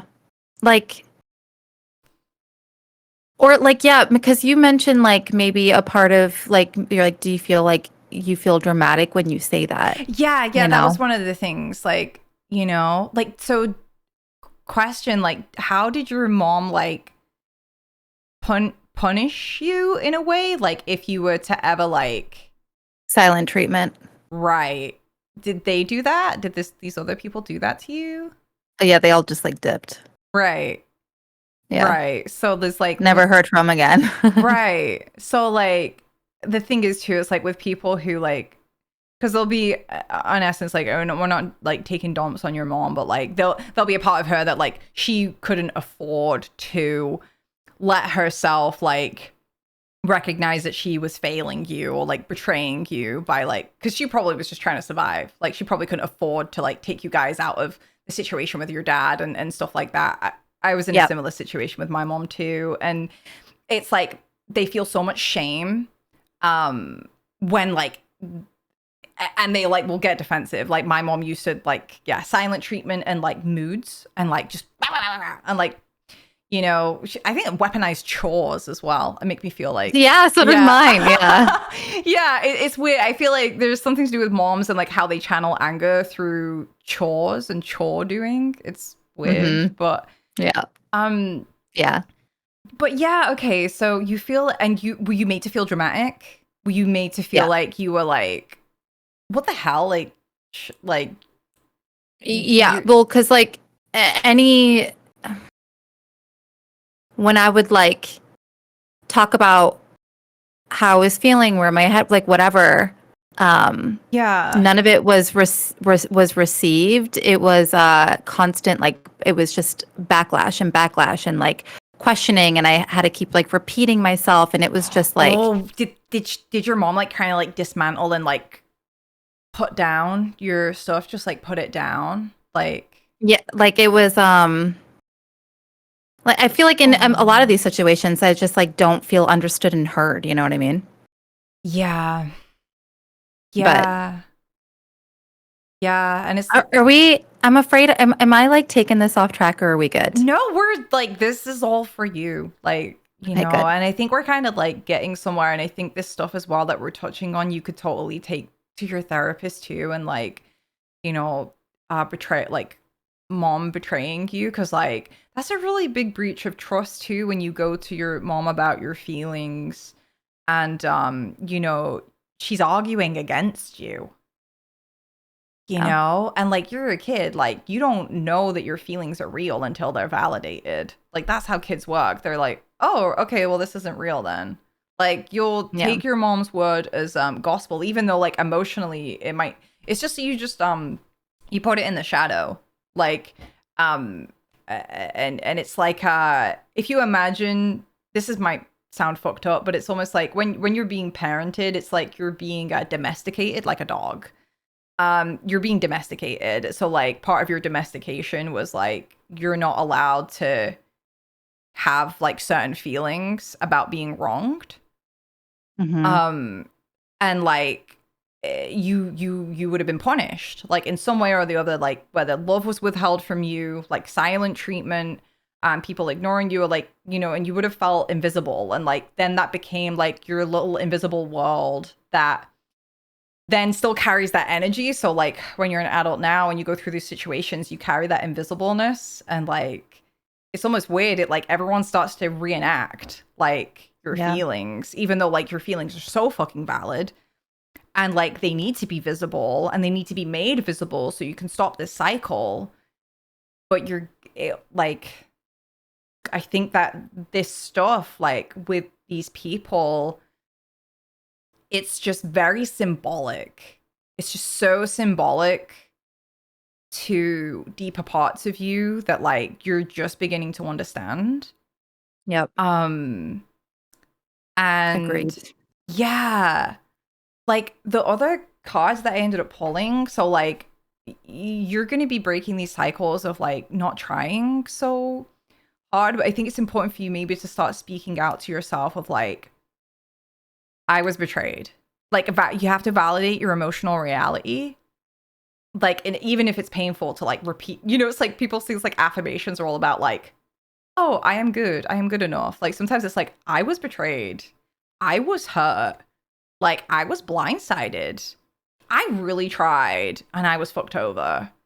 Like, okay, yes. like I didn't expect this. Like it's okay to like kind of rehearse your reality to yourself, to like kind of help you digest it so it's not stuck. Because I think that's what's stuck. I think this is the stuck thing. The thing that you're attached on is more like you're not validating your feelings about it.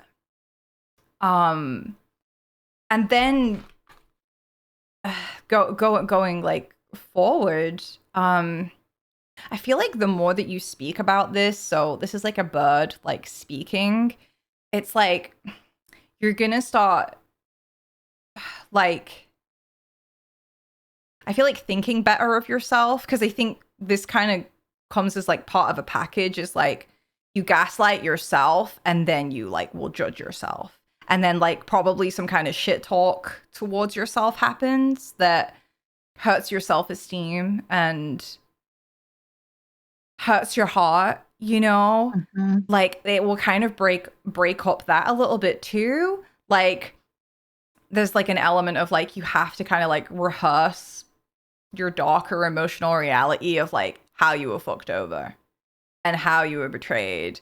And this is going to help. It's just going to help you start thinking better about yourself, because what's happening is that because you're not putting those feelings like in the right place, like you have every right to feel a certain way because you were betrayed. It's like that doesn't get to go there because you won't admit that. You won't let it go there. So then where does it go? Like it attacks you.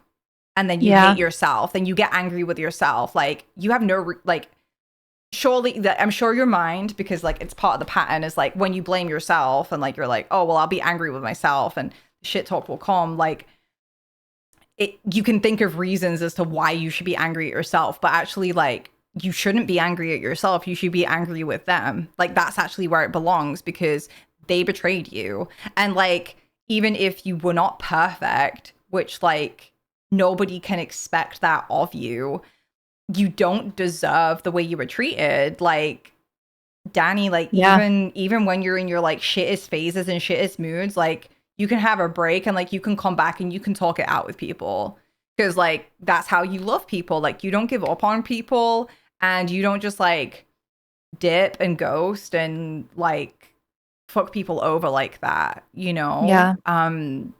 Like they did do you dirty. And it's so funny though as well, because that wound and that pain that they gave you kind of passed on, because then you dip too of other places. It's like hurt people, and it goes into this weird little cycle. And it's like that might not even be something that you originally do. Yeah. But it's like the only way I can describe it is like the energy, like because it's not yours, but you've taken it on. Like it's like your way of like it has to like, and it just moved through you and like acted through you.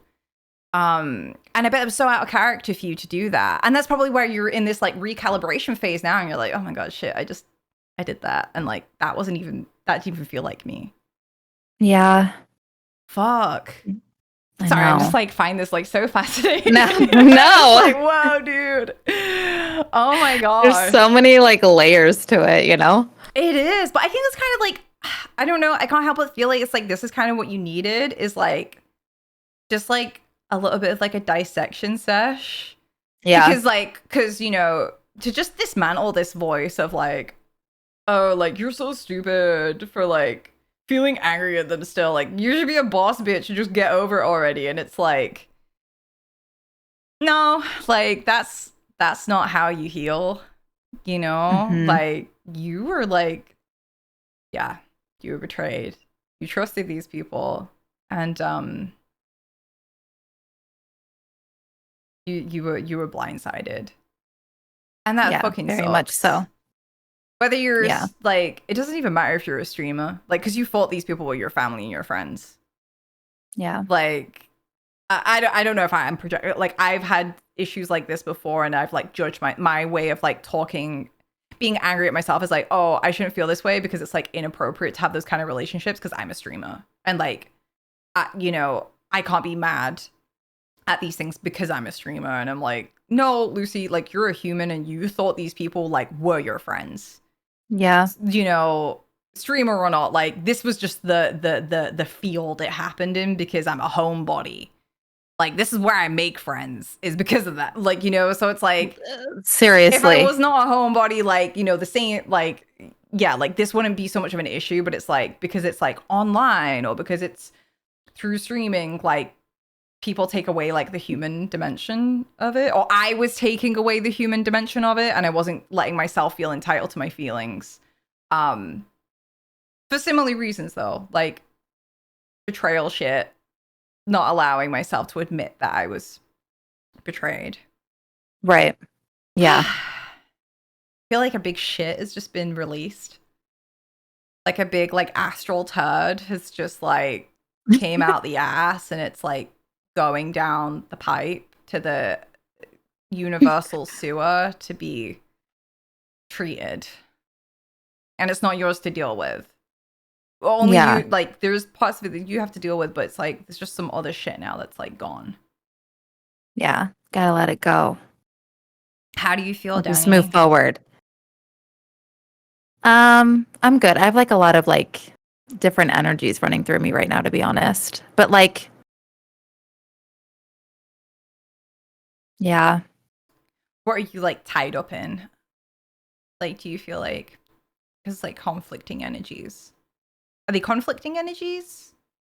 I think I'm gonna like scream in my own head like my realities. You know what I mean? I think that's like where I th- I struggle. I would say it out aloud to like a friend. It needs to come out your mouth, because if it's, and this is like more on a spiritual side of thing, but like if you're just putting it in your own head, like it's not really releasing the energy properly. It's just gonna like stay in here. Like, True. can you say it out aloud? Like here now? Like you say it to me? Like you were betrayed?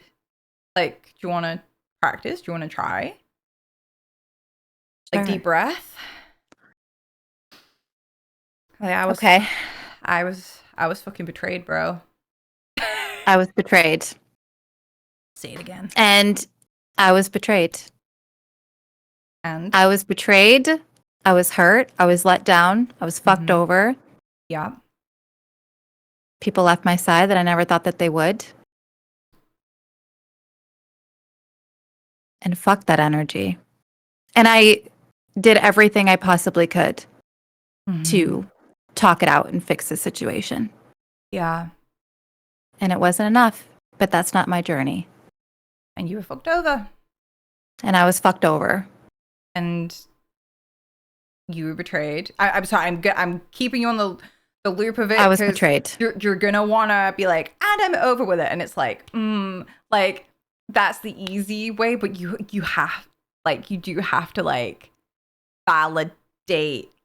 It's hard being betrayed, Danny, because of the degree that you. Sorry, I'm like, I don't want to like. No, it's okay. What's it called? Like, I don't want to belittle or parentify or patronize. That's the word. You're not. Because of how deep you love, because of how you ride or die for people, betrayal like is really hard on you. Like you have to, because you're like, it's like you get split. Like you can have the very like loving, like it's like you have to like connect the two, that like you love really, really hard, and like the same depths of pain that caused you. Because what you keep doing is like you keep pushing like the like, okay, I was betrayed and fuck them, and it's like, but you're also like fucking the side of you that really, really loves deep and really, really cares, and like you're like continuing the separation of the two sides of you. Does that make sense? Yeah, yeah, it does. yeah. But it's something that we do. So like if anyone does that, like education mode, like if you do that often, like it is a defense mechanism and it is a survival thing. Like it's how we can survive. Like whatever situation we're going through is just like, okay, well, it's just easy to split. It's just easy to split. It's easy to just like move that into the shadow, and I'll just like deal with this and I'll deal with that later. But you know, real healing, it comes from like integration, and it's very like sobering, but it helps you to access more wholeness like in your personality, because it's like two sides can come together. Because that's why sometimes as well, like it'll always leave you with like a kind of wholeness and then also leave it unresolved, is because it's like you have to hold the truth of it, of like, I loved really hard, I really cared about these people, and like that betrayal like hurt so much. Like I feel it's like maybe you want to dip a toe into the hurt and then you're like, okay, I'm done with it now. But maybe you need a proper cry about it. Like, I'm not saying you have to do that here, but I give yourself like a permission for like an hour, like, you know, to like fully... I don't cry. I don't say that to be like, I don't cry. Like I genuinely don't cry. Yeah. I think I've cried like once over the situation, and is when it first happened, and I like reached out to one of my best friends, and like Yeah. first of all, they were the one that were like, yo, this is fucked. Right. Like, I didn't even like see it as fucked at first. I was just trying to like heal and make it all better. Right. And I haven't cried since. And honestly, maybe I just needed like an emotional fucking release. Yeah. Yeah. I think if you can take it into your own time, I think I was betrayed. I was betrayed. Like, and like those feelings that were there, like that, like heartache, like that blindsided, that complete like broken trust, like brokenness. I think too, like how hard it is to like levels of it being dismissed as well. Yeah. Like, I don't know if they were dismissive of your like efforts to try and like bridge things together too, but there's like levels of rejection too. Like you were kind of like rejected with it too, like it, and like feel that, you know. Yeah. And notice like that tendency to be like, okay, and then fuck that, and then I'm done. Yeah. It's okay though, like it's normal. It is normal to do that. Proper really avoidance. It is. And that's like, it totally serves a purpose. It really does. But like, I do feel like you're ready to like move through that, because the thing is too, you're going to recover parts of your personality that you've lost. Because when you get betrayed and go through those kind of betrayals, like parts of your personality kind of lock themselves off. And like, you have to recover like who you are, because you are a deep bitch and you love hard and you took all of these people into your heart, like, and you were fucked over, and it's all true. Yeah. Like, and it's all there, and it's the fullness of you, you know, and like that is transformation. That is transformation. And like, you might go through like a little death, which might be like the part of you that wants to like defend itself and be cool and pretend it didn't get betrayed, you know, and like that ego and pride might need to drop. And so you can be vulnerable with like, you got fucked over. I'm sorry, my camera is like overheating. That's okay. She hot. She very hot in this room right now. Oh gosh. It's easier to scorch the earth than to cut down the weeds and seed it with your own flowers. Right. Oh my gosh. Okay, I'm coming back. Okay. I think we'll pull a couple final cards. Okay. And then we'll close it out, because my camera's overheating. Perfect. Yeah. How do you feel? And do you have like, so you were saying about you have these conflicted energies. Those are the conflicted energies, by the way, is because like when you're saying you're feeling multiple energies happening, it's because it's like the two parts of your personality. Like, yeah, it's like the strong one who like has learned to survive betrayals, who's learned to like dismiss itself because it's it's really painful to go down whatever avenues it has to go down. And the part of you that like is genuinely hurt, genuinely heartbroken, and like has genuine love. Like, those are the two things that are going on. And like, you have to like make peace with both sides of you. Is there anything you want a card pull on, or do you want me to just like tack on to what we're talking about right now? Or do you want to, because we can totally dip out of the energy and like pull on something else and like give you, because you're going to need breathing room sometimes, like when you're doing any kind of trauma work, because this is like trauma work, like you're going there and like recovering those deep feelings. It's okay to have a breather, like take a breather, like fart and shit, you know. But just make sure you dive back in, like, you know, what you want to do. Would you be okay with just like pulling cards and seeing where they lay? Like, I love Just letting, like, maybe spirit, just Yeah, let like take the wheel. no You, control. Yeah. Do you want to pick a deck?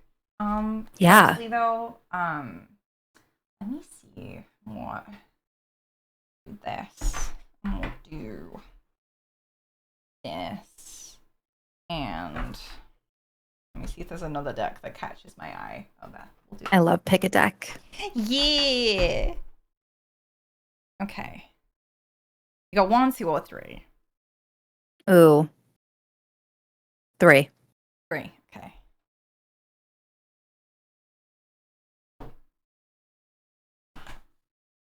Hey, Jaws. Thank you so. Oh my God, 69 months. Thank you. Thank you. 69? 69. Nice. Haha, sex joke. Haha. Yeah. I love it. Thank you so much. I hope you're doing good, dude. Okay. Input sex joke here. Let's see what Spirit wants to say. This was really good. How are you? I really enjoyed this. Yeah, no, I did You too. were a fantastic first guest. Oh, have on thank here. you. You're so easy to like talk with. It really helps as well. Like, just like you're good. very receptive to your own feelings for somebody who also avoids them. Like, it's kind of funny.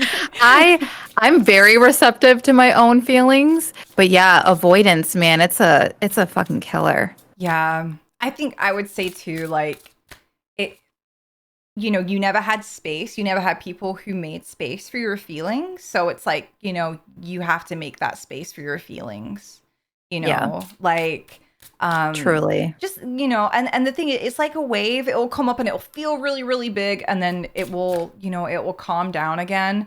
And just like, don't abandon yourself. Like when you're going through that, just like hold the space for it.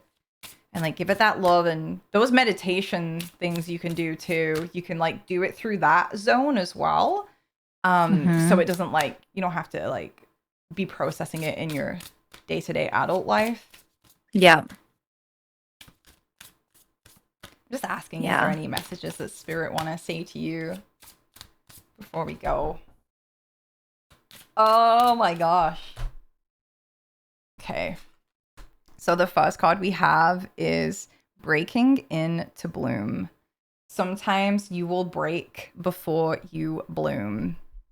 And I think that's kind of that vibe of like you breaking yourself open a little bit, almost like a seed, it's like you're breaking open a seed so that like more beauty can come forth. And I think that's like that. You're going to be, you have to let yourself have your breakdown, like about what happened, it says to time, liberation, and understanding. I really think too, this is going to help you come to like such bigger understandings and so much love, like so much more love for yourself. Because I think that's the thing too. Like, I think you love how much you love. I think you love loving people. I do. Like, you love having that big heart. So like the more that you kind of like process this, the more you can have that back. But with boundaries, you're not going to forget like the lessons that it taught you. But it's like, it's going to be more of like a mental, like, and a mature understanding rather than like a fear of like, oh my God, I have to like hide this, or I have to like be careful and like anxious. It's like, you know what? I was a living person. You know what? Like that hurt and like, growing pains. Growing pains, healing, patience, and your unconscious. Yeah. This is going to be part of your growing pain. And maybe say that to yourself, like, as you're processing your feelings. Wow.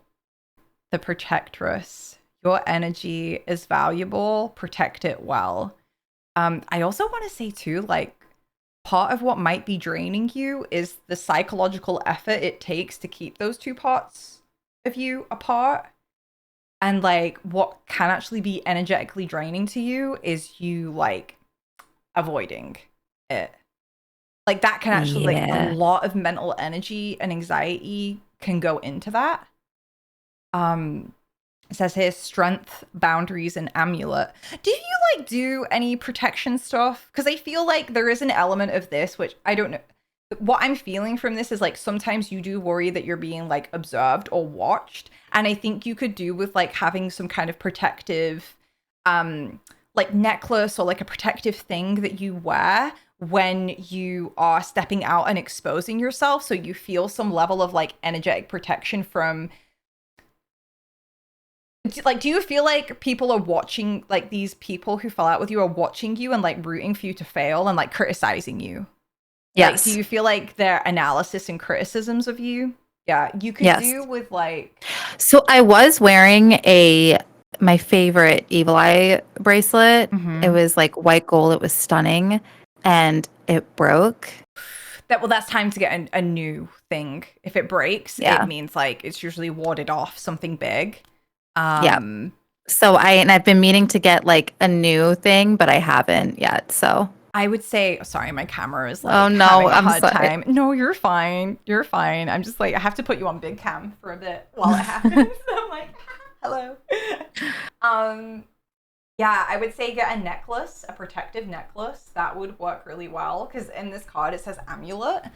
And like I don't want to reveal too much about the protective stuff I wear because I don't want people to turn that around. But yeah, that's one thing you can do. I think it's like you have like an amulet. So yeah, there's you can get like an evil eye, you can get like a black onyx, you could get like a tourmaline, and just really infuse it with that knowing that like this protects you.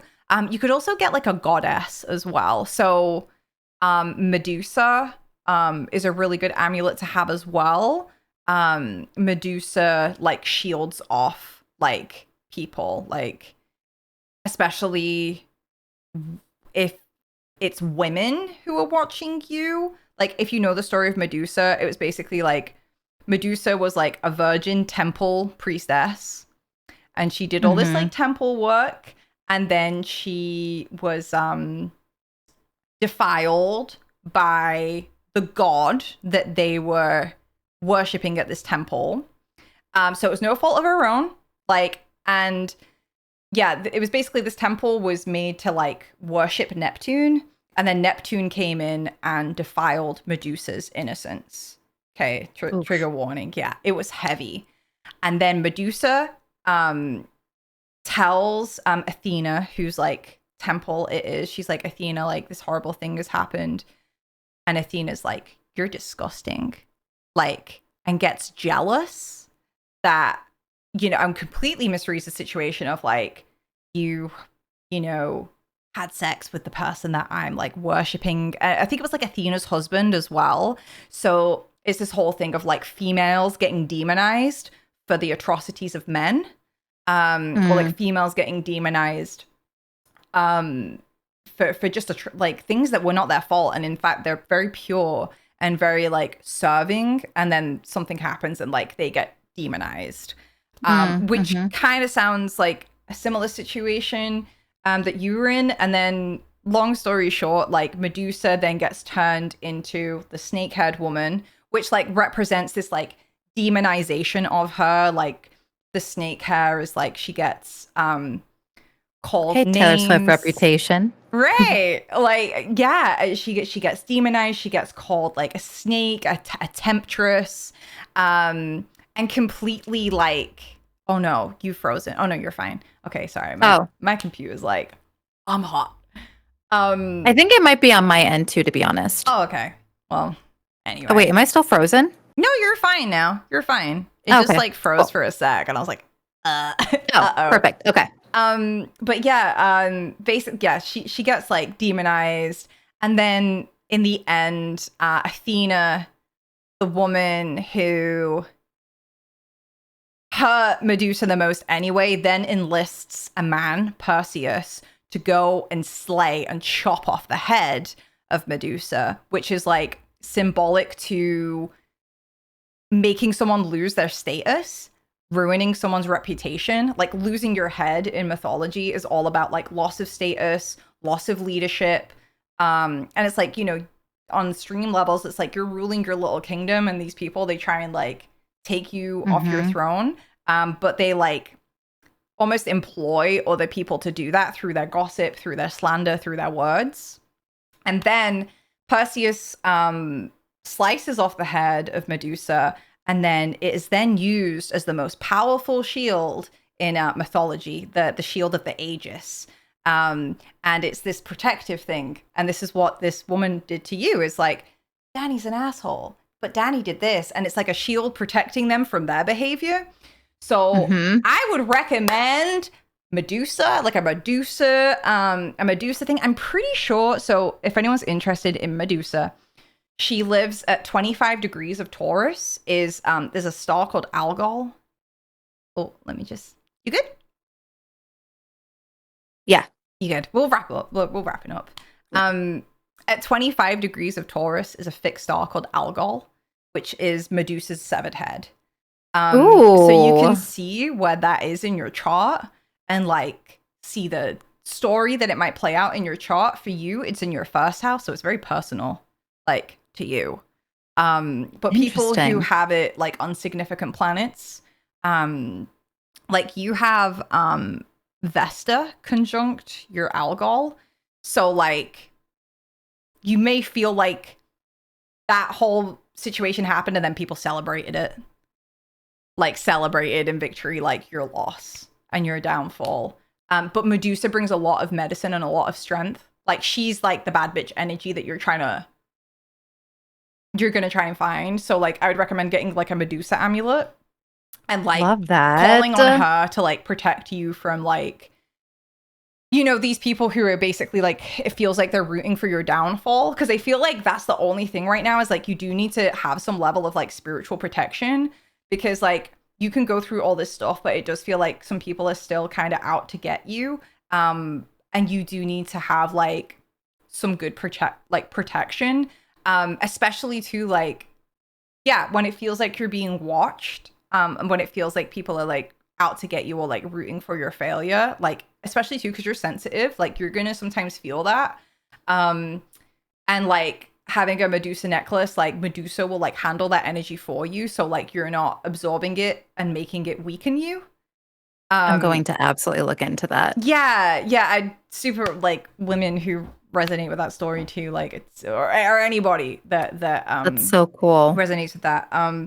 There's a piece I did on it. If anyone's interested in learning more about astrology, I've done a piece on Medusa. I teach astrology at my $30 tiers on Patreon, but I do like these little booklets. But there's a Medusa thing in there if you want to like look more into it. But yeah, Danny, like thank you so much for being with us today and like being my first person. Thank you. What a like that was such a deep. That was deep. Yeah,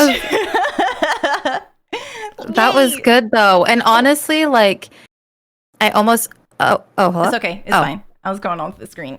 I almost feel like vulnerable enough where like I'm feeling really emotional in a good way that like that's good. I think I just need to like really release a lot of emotions are your superpower. You know what the base card of that reading is, by the way, from a spirit, like the basis of this whole thing? It says, what if your strangeness is actually your brilliance? And then it has the moon. Oh, and like wow.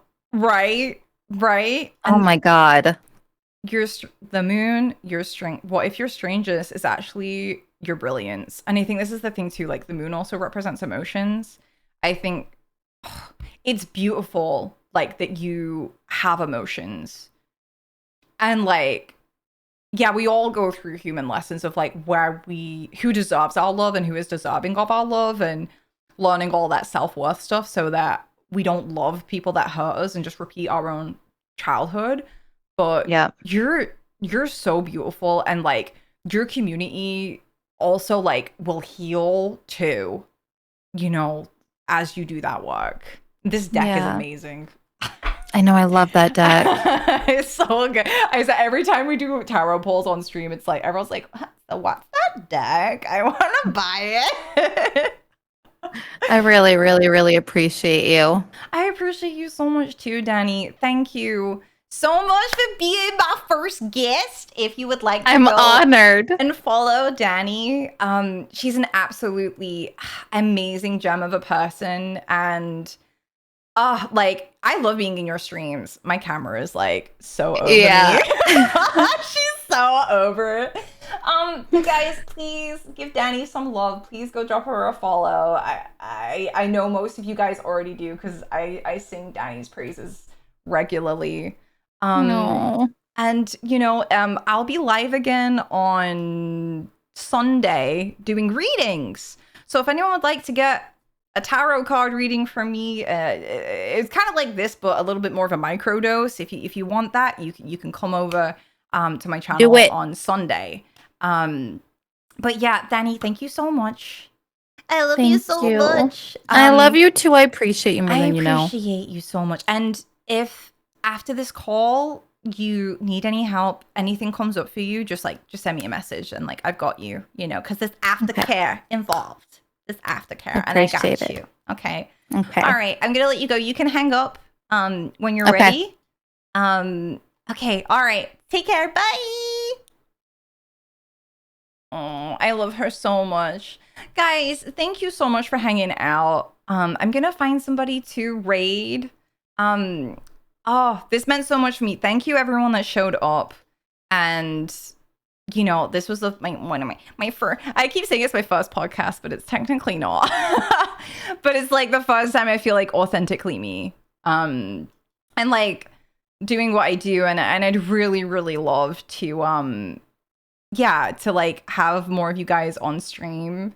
I'm gonna send a raid over to Maisie because she's fantastic and cute and I adore her. So we're gonna go and do a raid.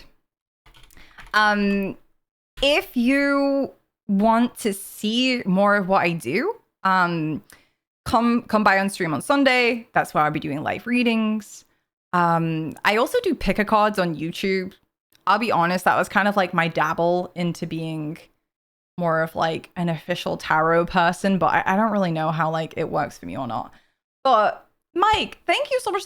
Thank you everyone that resubbed. We're like I'm gonna pretend that we hit our sub goal today, but thank you everyone that subbed and supported stream today. Do we have a raid message? Oh god, I think that's like the one thing I don't have. It's a Pixie raid. Yeah, that's from my old name.